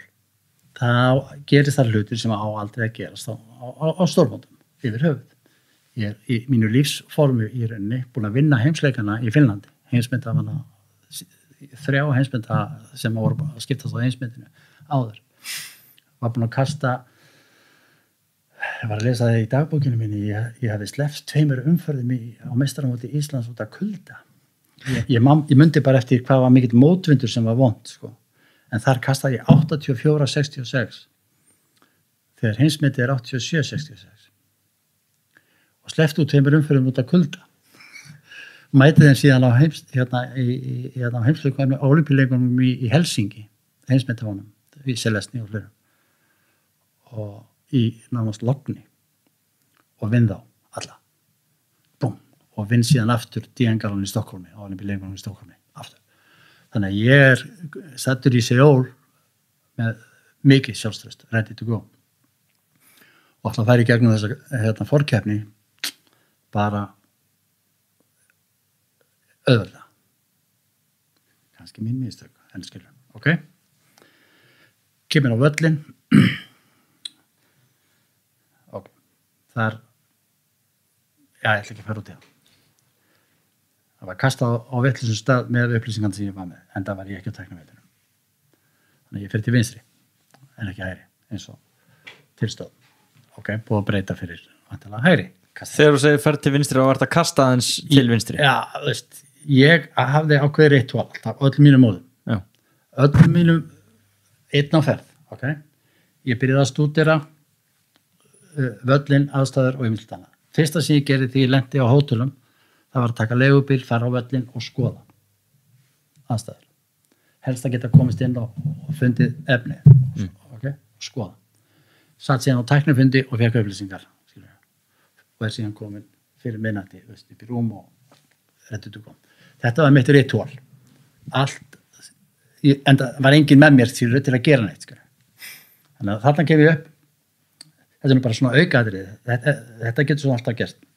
En svona var ég búin að búa með til kannski ritual sem var óhefilegt fyrir mig, engum aðrum að kenna en mér. Að ég á leiðin til hægri, fyrir til hægri, hvað er það þarna? Búin að ná visual í hináttina. Ég skil, þú varst búin að sjá fyrir þér hitt. Já, visual í hináttina. Og reyndar svona sem footnote, þá áttaði ég mig ekki á því að Íris Grönfeldt var svipað síkriti á sér og kvartaði yfir þessu einhvern tímann. Það var sagt það löngu seinna, kvartaði yfir þessu. Það þurfti að fara hinum mig. En ok, þetta er núllað út svona, af því að þannig er hugurinn, skilur. Þetta er bara núllað út svona, herru ég er að fara að gera þetta, ok, það er sama brautin, blam, blam. Ok, þetta er öðru sem þú sást fyrir þér, en þú ætti samt að láta vaða. Já, það, veist, ég man bara eftir því að það var punkt reiði, eða veist, eitthvað. Ok, en ég er samt komin í eitthvað mót, þannig að, ok, nú ætlum ég að koma mér hérna út af þessu velli sem fyrst. Ganga frá mínu og veist, sé hemma Gunn með einhverja 20-30 Íslendinga bak við mig, rosa gaman, skilur, ok, geng frá öllu, fyrsta kasta og í svona qualificationi svona lína. Já. Spjótið, big screen, fer yfir línuna. Yfir línuna og þau fagna og ég bara, yes, ok. Og hvað gerist þegar maður leið og ég sá yfir línuna og hvað gerist þá? Dum. Ég er ekki hérna. Úr skónum. Allt frá. Er að taka töskuna til. Williamson. Sorry. The line was wrong. With 8 cm short. Og þá klikka ég. Þá ger ég mig mistak. Ég verð reiður. Skilur. Og hérna lína vettus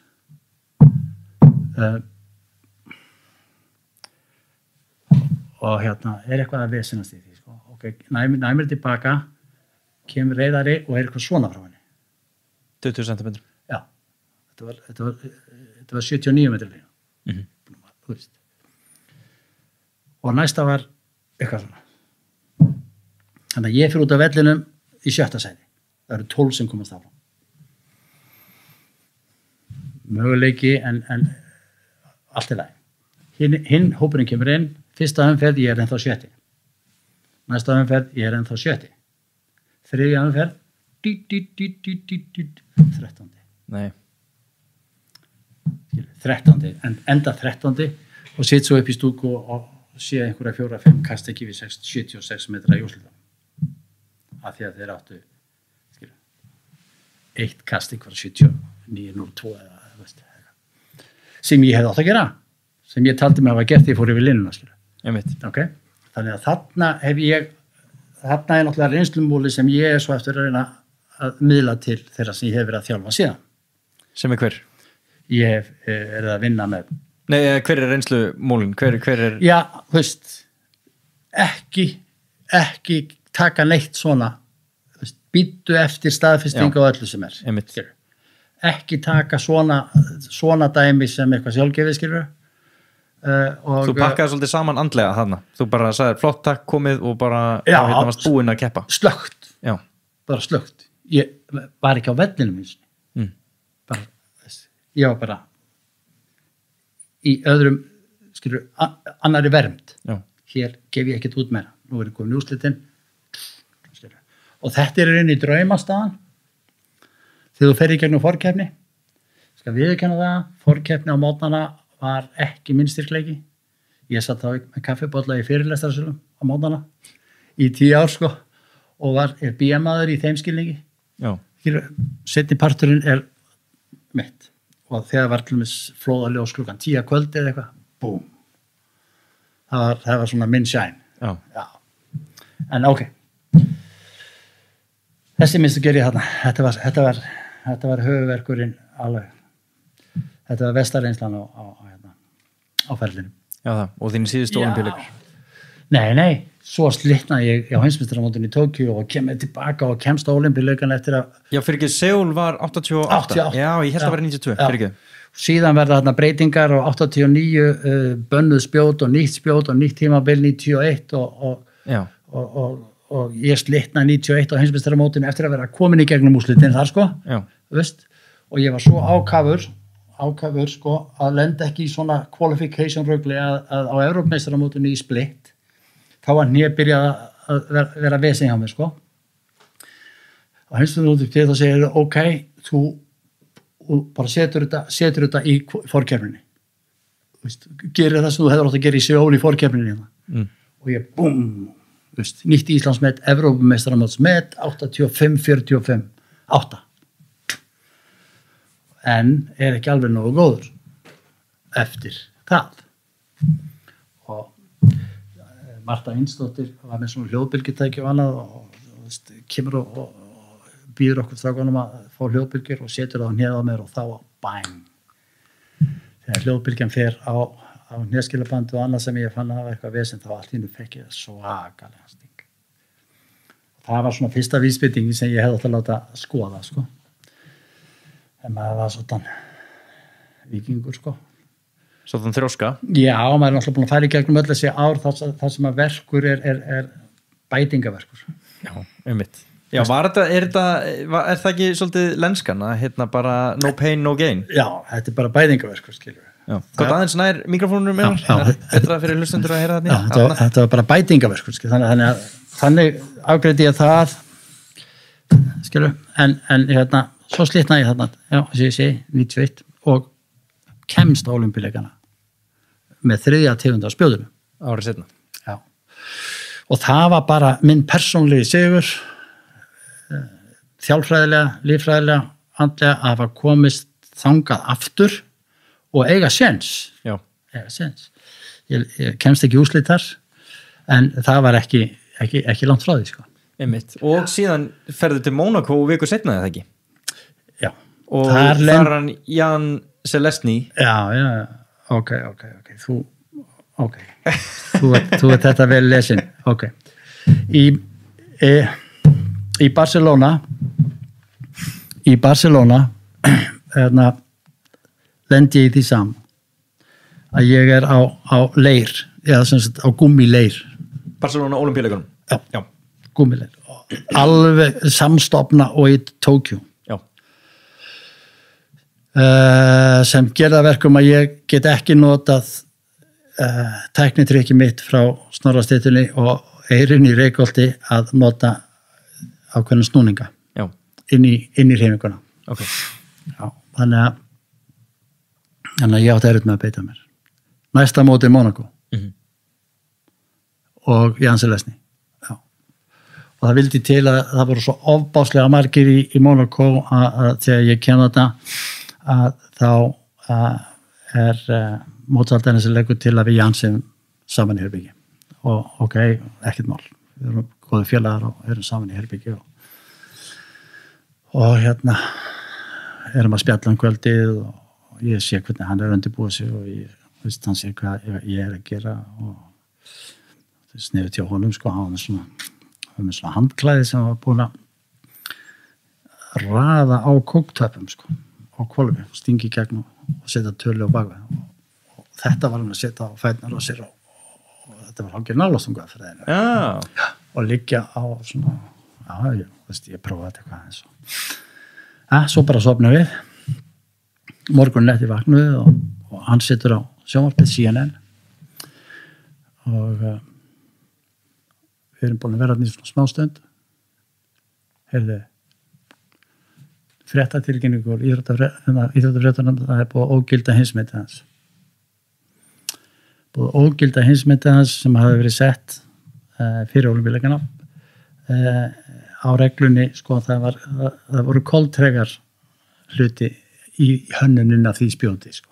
Ekkert sem að Jan hafi með að gera skilur. Okay. Þannig að spjótið var ekki úr einum sama málmi alla leið.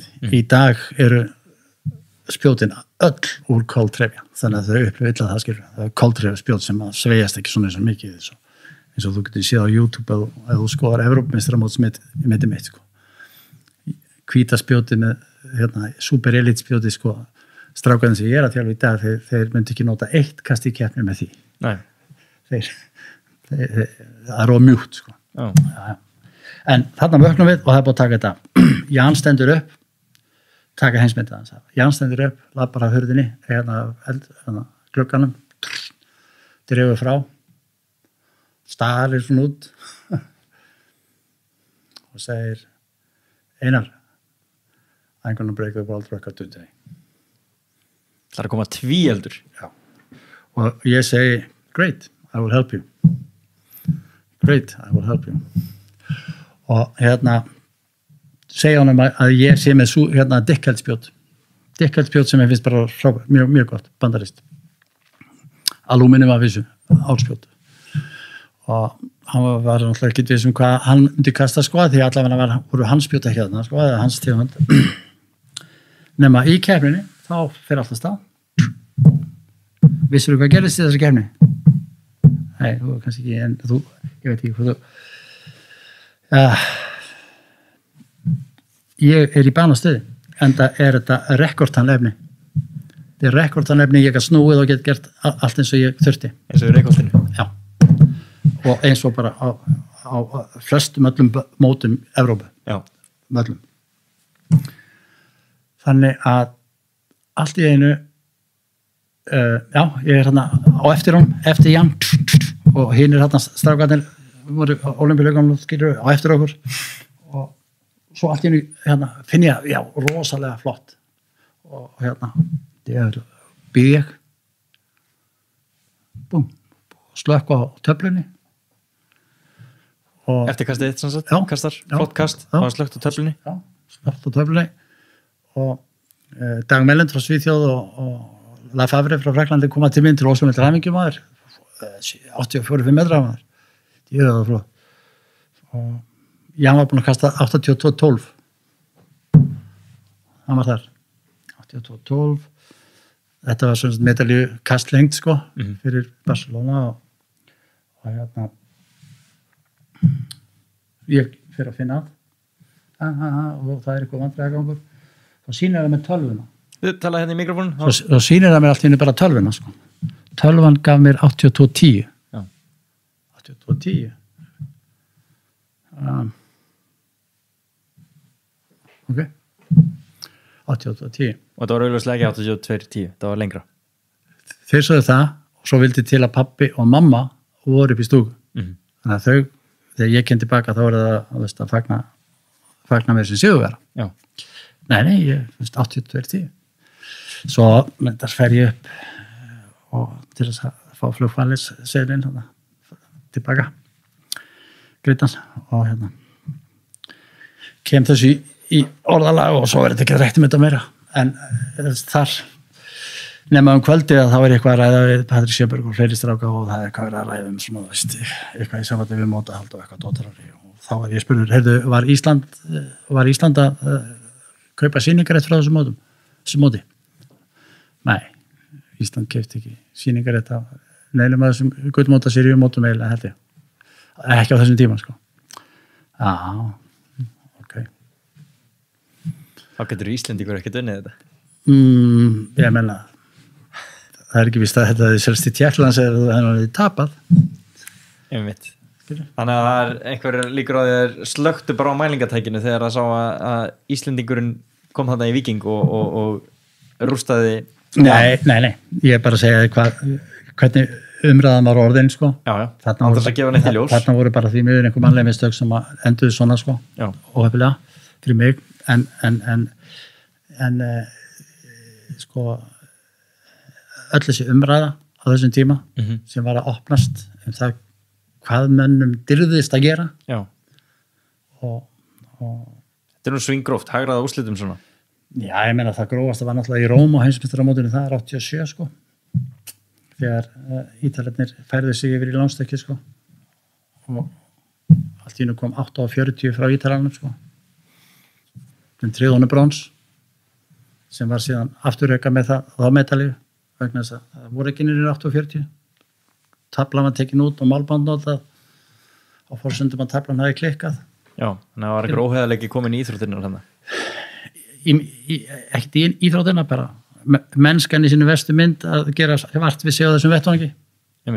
Skilur, það er bara það. En svo er ekkert með íþróttina að gera. En við nefndum 1988 ólympíuleikana, það var einhver umræðum að þetta svona í almennu umræðu voru þetta einhverjir bara dópleikarnir.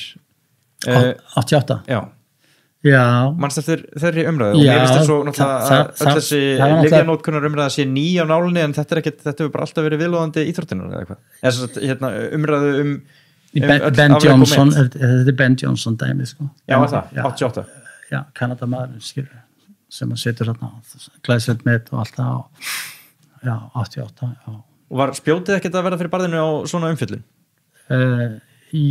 Ekki svona dramatíst sko, þarna var svo mikil spenna, þetta er í fyrst skipti sem að þú veist, Bandaríkjamennirnir voru að fá rosalega challenge frá Kanada, þetta er bæði sko, Kanada Bandaríkin skilur rivals og allt það og 100 metratinn náttúrulega fá eðli hlutar samkvæmt háma spenna í 12 sekundur, það þarf ekki neitt, það er allir tilbúin að stoppa og horfa í 12 sekundur sko í heiminum skilur, þannig að þetta er svona veist, einn dýrustu sekundar frá íþróttunum, það er 100 metrar hlaupi. Já.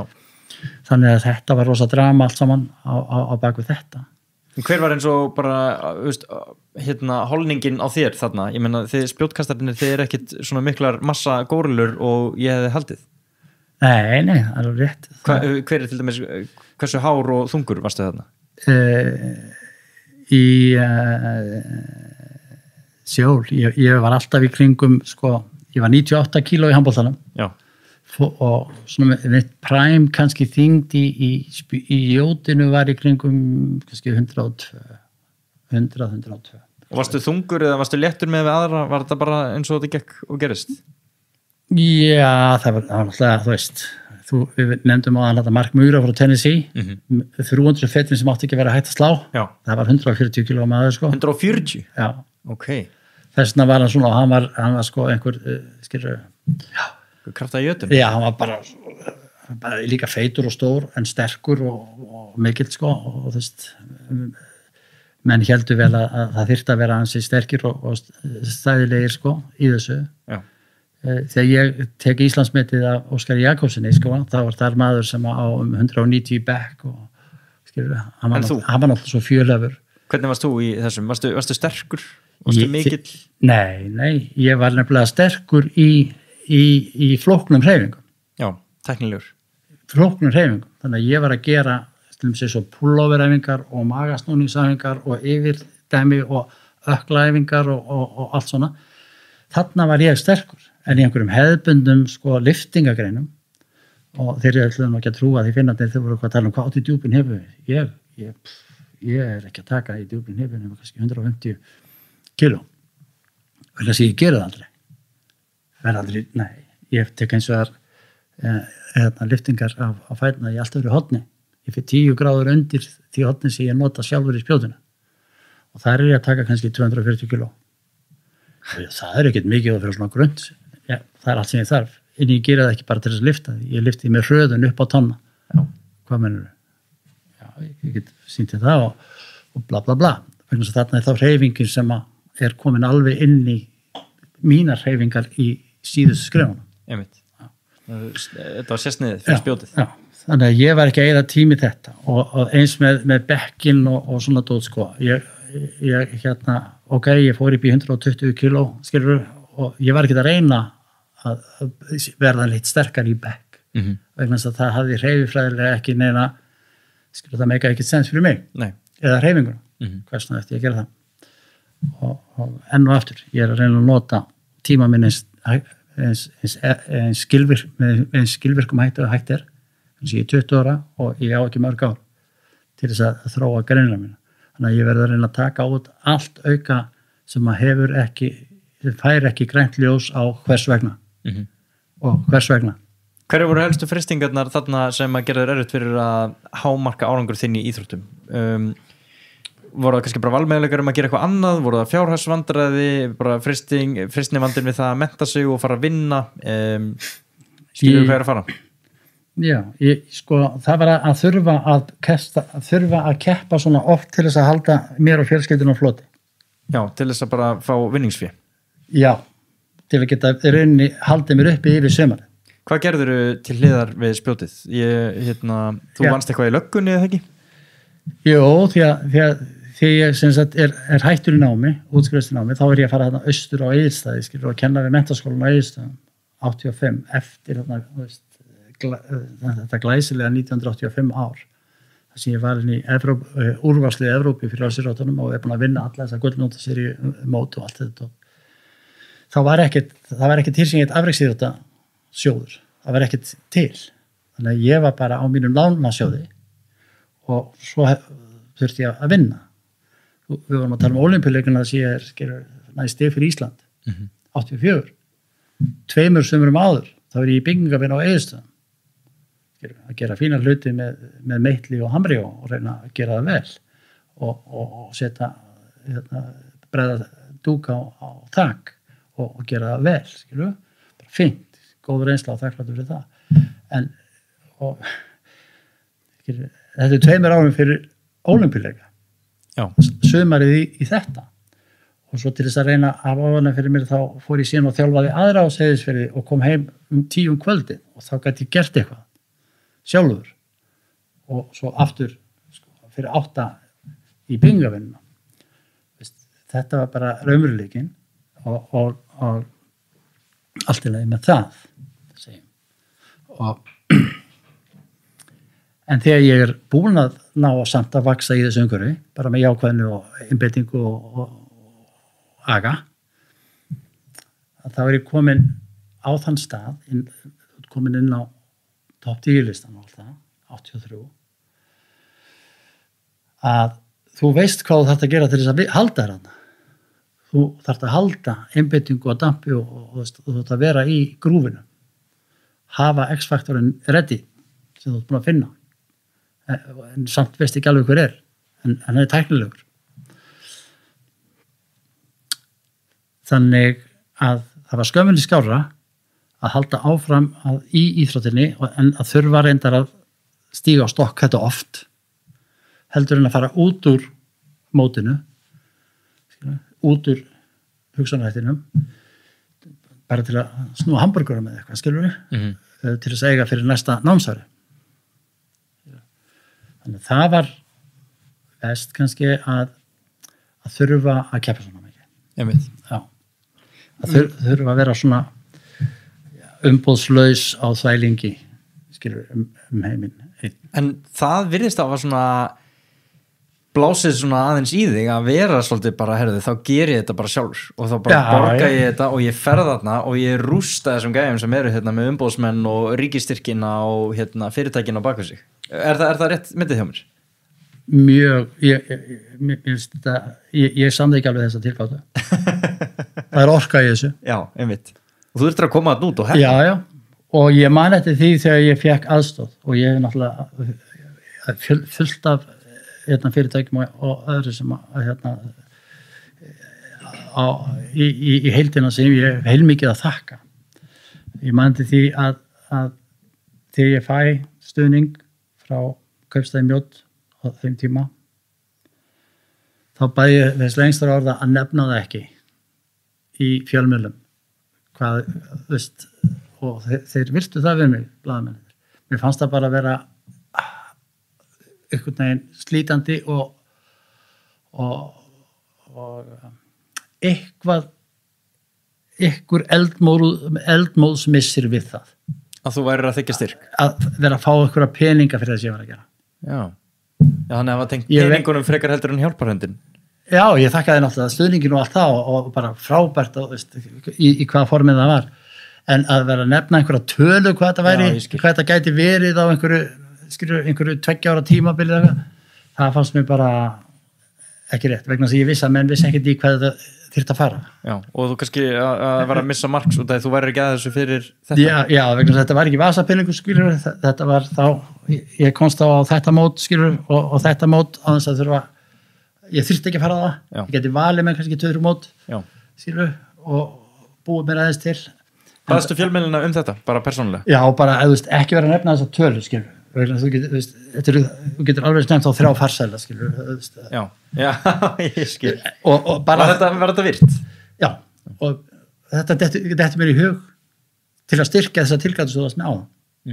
Það sennilega fannst mér afvæki í því að vera bara einn með fána minn, skilur, ekkert annað. Hemmi Gunni í stúkunni. Já, svo kom Hemmi Gunni í stúkunni, indislegur og allt það, alveg frábær og þau.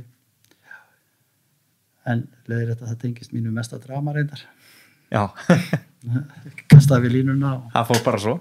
Fjölskyldaðin, hún kom að nút að horfa á þig og alltaf áhört, við nefndum hver náttúrulega pappið þinn var. Já. En síðan eru þið 6 bræðurnir. Já. Og yngstur hann Sigmar Vilhjálmsson sem betur þetta sem Simmi vil. Já. Mér finnst það svona svolítið skondið. Eru þið líkir bræðurnir? Hefðu þú verið líklegur í útvarpið eða sjónvarpið eða fjölmiðluna? Það hef ég ekki. Ég svona að eðlisfæri hlétræður held ég. Já. Þó ég alveg, þú veist, já, ég það. En Sigmar fór í spjótið, hvað fannst þér síðan þegar hann var komin í útvarpið og 70 mínútur og svona? Mér fannst það nú bara góður í 70 mínútum og ég skildi vel að það hefði dreigiðan, skilur, og spennandi umhverfi, en ég skildi ekki af hverju að vera gett að vinna þetta saman, skilur. Já, spjótið og svo? Já, vera með mörgjátni í eldinu, skilur, og bara skipulegja sér vel, sko. Kalla náttúrulega skipulega og aga og vera ekki að gera hvað sem á, skilur, í frítíma sínu, sko. Já. Já. Því að hann var svo efnilegur í spjótinu. Já, það? Já. Þú veist, hann var náttúrulega fyrsta lagi byrjaður fyrr heldur en ég gerði. Já. Ég kom aðeins seinna inn í þetta, já. En hann var líka efnilegur í sjónvarpinu? Já. Horfður á þettina? Já, ég er mjög gaman og við ræddum svona eins að hluti, sko. Það, fyrir minn smekk var hann að færa ákveðna línu hvað má ég, hvað get ég, hvað kann ég, sko. Eða hvað heldur, það var ljóst hvað hann kann og gat, en hvað má ég? Já. Mér fannst sú lína að vera að færa sjá honum, sko. Með að við gildi í samfélagsins svona. Storka því aðeins, sko. Já, þetta var náttúrulega þekktist ekki allan fyrir mér, ég er náttúrulega bara mjög ungur þegar þetta kemur fram og þetta var bara besta sjónvarpsefni sem maður gæti hugsað sér, sko. Já, svo kemur kynslóð sem er svona, þú veist,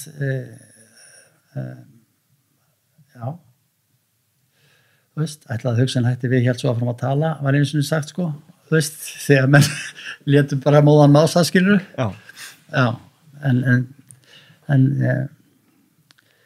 það líka ákveðnir frábærir eiginleikar sem við fengum líka í festinum.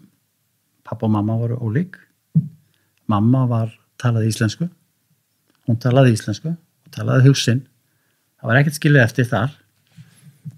Pappi var líklegri til að leyna tilfinningu sínum og segja minna. Ég hef sennilega element frá þeim báðum, aðeins meira af pappa-elementi heldur en Simmi. Já. Simmi aðeins meira af mömmu-elementi. Hvað var þetta, sko? Já, við vorum allir í íþróttum eitthvað, en eins og sagt áður, þá öllumst við upp með pappa sem er eiginlega komin á annan stað í lífinu heldur en það að vera eitthvað mjög upptekinn af íþróttum fyrir sjálfan sig. Ég man ekki eftir pappa að koma heim, skipta um föt og fara að skokka eða fara að hlaupa eða fara, ég man ekki eftir því. Nei, það var bara búið. Það var bara, já, það kom nýr kapli svolítið hans líf.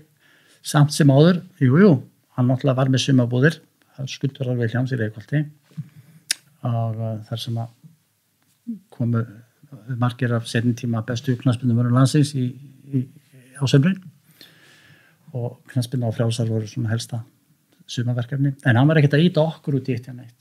Nei. Og kannski komið sumum óvart að hann kom aldrei með mér á æfingar á Eyrinni sem ég var að gera með spjótið, sko. En eins og Simmi elst nú upp við þig að ná landsfræð og heimsfræð í íþróttinni. Já, svo fikk ég að þjálfa hann hjá og hann var virkilega virkilega spennandi sko tími að vera með hann þarna sko.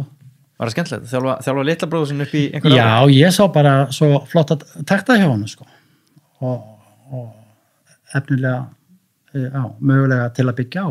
Ég verð samt að spyrja út í út að ég las eitthvað gamalt viðtal við þig þar sem múst að tala Sigmar þegar hann var að fara í sjónvarpið og þú múst að tala að tókst eitthvað vídeo af honum og spurðir hann út í framtíðar sjálfan sig. Manstu eftir þessari sögu? Já, ég man til þessu vídeo og hann enda með að taka þessa klippu frá mér eftir hann og spila hann held ég. Þá bara segir við, já, Sigmar, hvað viltu nú segja við sjálfan þig, tvítugan. Og hann þarna 13. Já. Og hann segir eitthvað, sko. Hann segir, já, mikið opbóðslega varstu feitur krakki.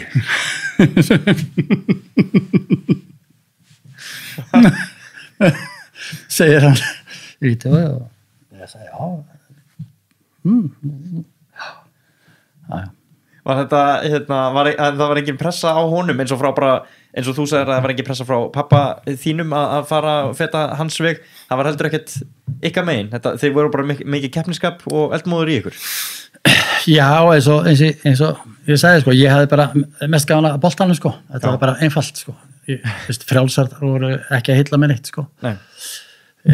Knattspyrna var málið og svo fyrir við til Svíþjóðar, erum við í Svíþjóð að því að pappi fær námsleyfi sem rektor og þar ég orðin fyrir liði í handboltaliðinu og ég kemst í A-liði í knattspyrninni og æfi með Kvonby í körfuboltan og vinnum þarna svæðamóti í bæði fótbolta og handboltanum.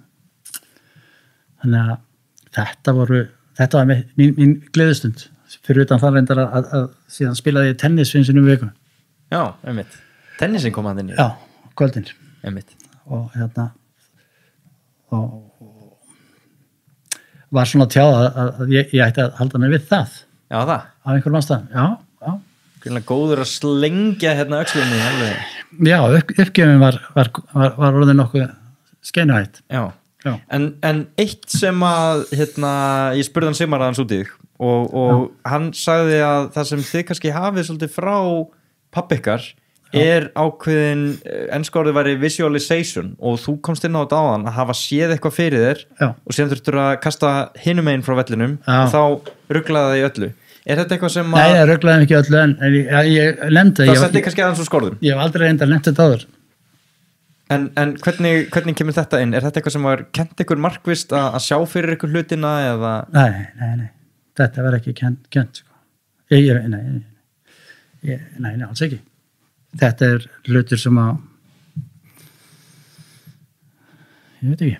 Er þetta ekki hluti af skapandi hugsun, virkum hluta heilans fyrir svona skapandi hugsun og einhverja dynamík? Hlýtur að vera. En það er spurning hvort einhverjum sé bent á þetta eða þetta sé gott að gera fyrir mót til þess að höndla pressuna eða... Nei, pappi var ekkert þannig. Pappi var ekkert að leggja einhverja línur gagnvart keppnum og svona. Það finnst mörgum kannski skrítið hvað hann var í rauninni aðriðlausum það hvað við vorum að gera. Já. En í því félst ákveðið frelsi. Já. Hann vissi vel hvernig var mögulega klappað á kollin á okkur, skilur. En fólks kannski bara ábyrðið því líka? Já, mögulega. Að þú bara reyðir þessi sjálfur? Já, það er hans grunnbætt á. Skilur, hvers sem þú ferð, taktu það ákvörðun það þú ert að gera og þetta sjónarmið að besta sig í einhverju var ekki mjög endilega neinn skilabóð frá honum. Því að við erum að upplifa mann sem er með sko, helst 10 járn í eldunum. Að gera sitt lítið á öllu. Já. Hann kemur út úr því að hafa einhent sér í að stökkva slantur svo hann getur í það að vera með fullt í gangi. Hann að taka ljósmyndir og hann að setja upp ljósmyndastúdíu og hann að vinna með liti og hann að mála og hann með gítarinn og hann að lesa ljóðinn og hann að búa til lög við ljóð og skilur. Hann er að vesenast í að setja saman samband og sumarhátíð og ýmislegt og góður í mörgu en ekki bestur í neinu. Og koma að sköpun, þannig bestur í að virkja menn með sér og búa til eitthvað skemmt og skilja engan út undan. Þetta var svona þræðir sem að mamma hefur sagt að veri kannski svolítið, ég hefði haft svolítið element í mér, svona svipum nótum varandi eða reyna virkja alla til dáða og fá menn með sér og njóta þess að sjá aðra njóta sín og svona í leikjum, enginn skilur út undan sko, þá breytir leiknum þannig að hann getur verið með eitthvað hlutverk sko, og svona þessi nálgun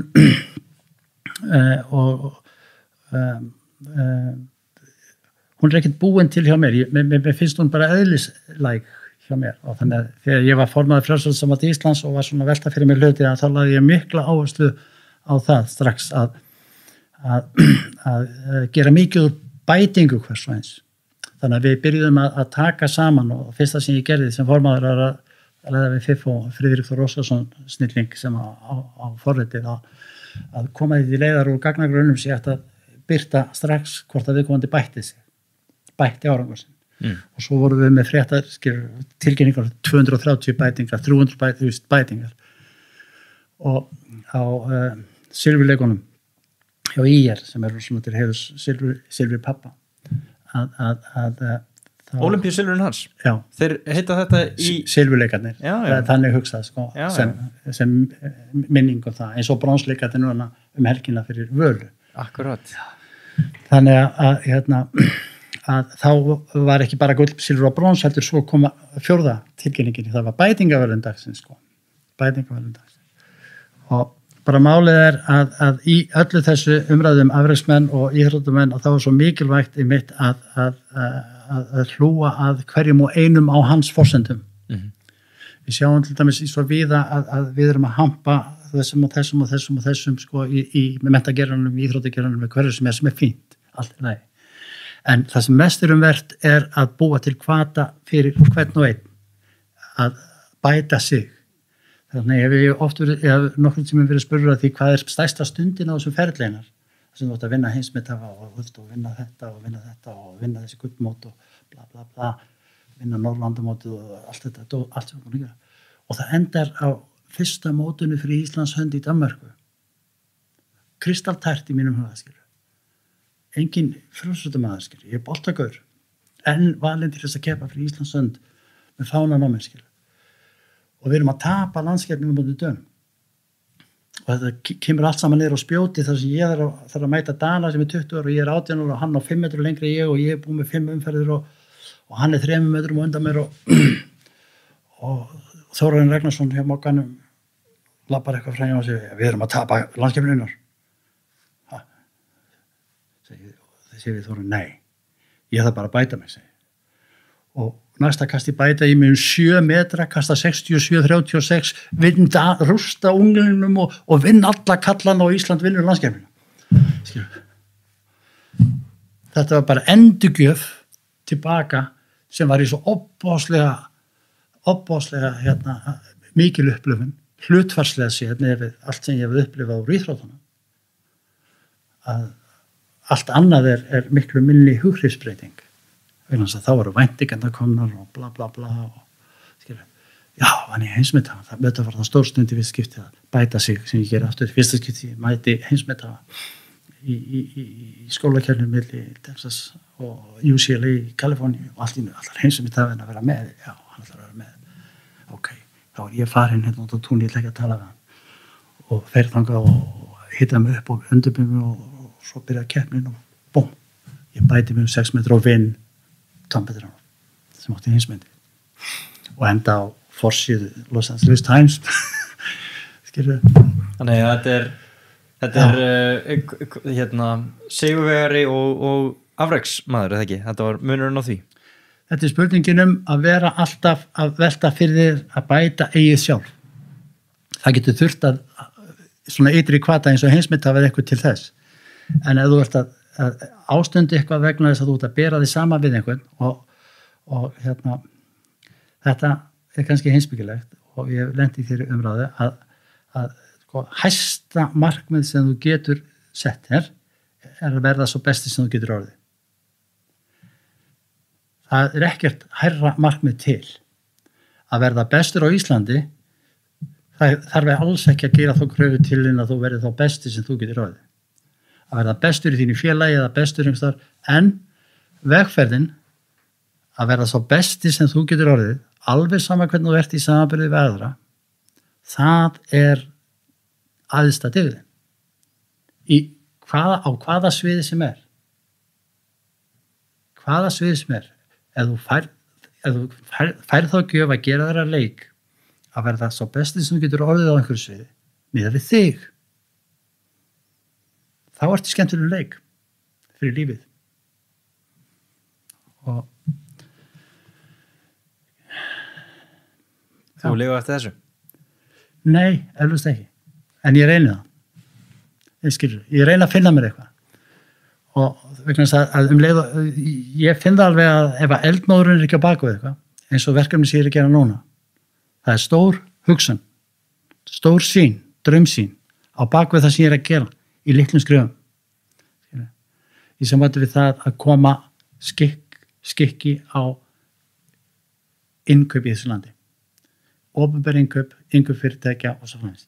Þannig að menn geti best að innkaupin miða við það sem þá valkosti sem á markaði hverju sinni. Og inn í því sama kerfi þá núna líka möguleiki til þess að lítil selja þegar upplýsingar fara að berast sótspor mismunandi vöru og þjónustu. Að geta þá best að þetta miða við þau markmið sem við erum að reyna að stuðla að, sem eru bæði umhverfisleg, sem eru sjálfbærnileg innanlands og bestun fyrir næstu kynslóð. Upp á sjálfbært og öflugt Ísland, umhverfislega, samfélagslega og efnahagslega ábyrgt samfélag. Bara skemmtilegt. Efling hins megnunar sjálfs, það allstaðar. Efling hins megnunar sjálfs. Það ekki bara loka orðin hjá okkur hérna? Jú, með okkur vegna sem best á okkar vegferð til að eignast íþrótt fyrir lífið og efla okkar megnunar sjálf á einhverju sviði sem við erum áhuga.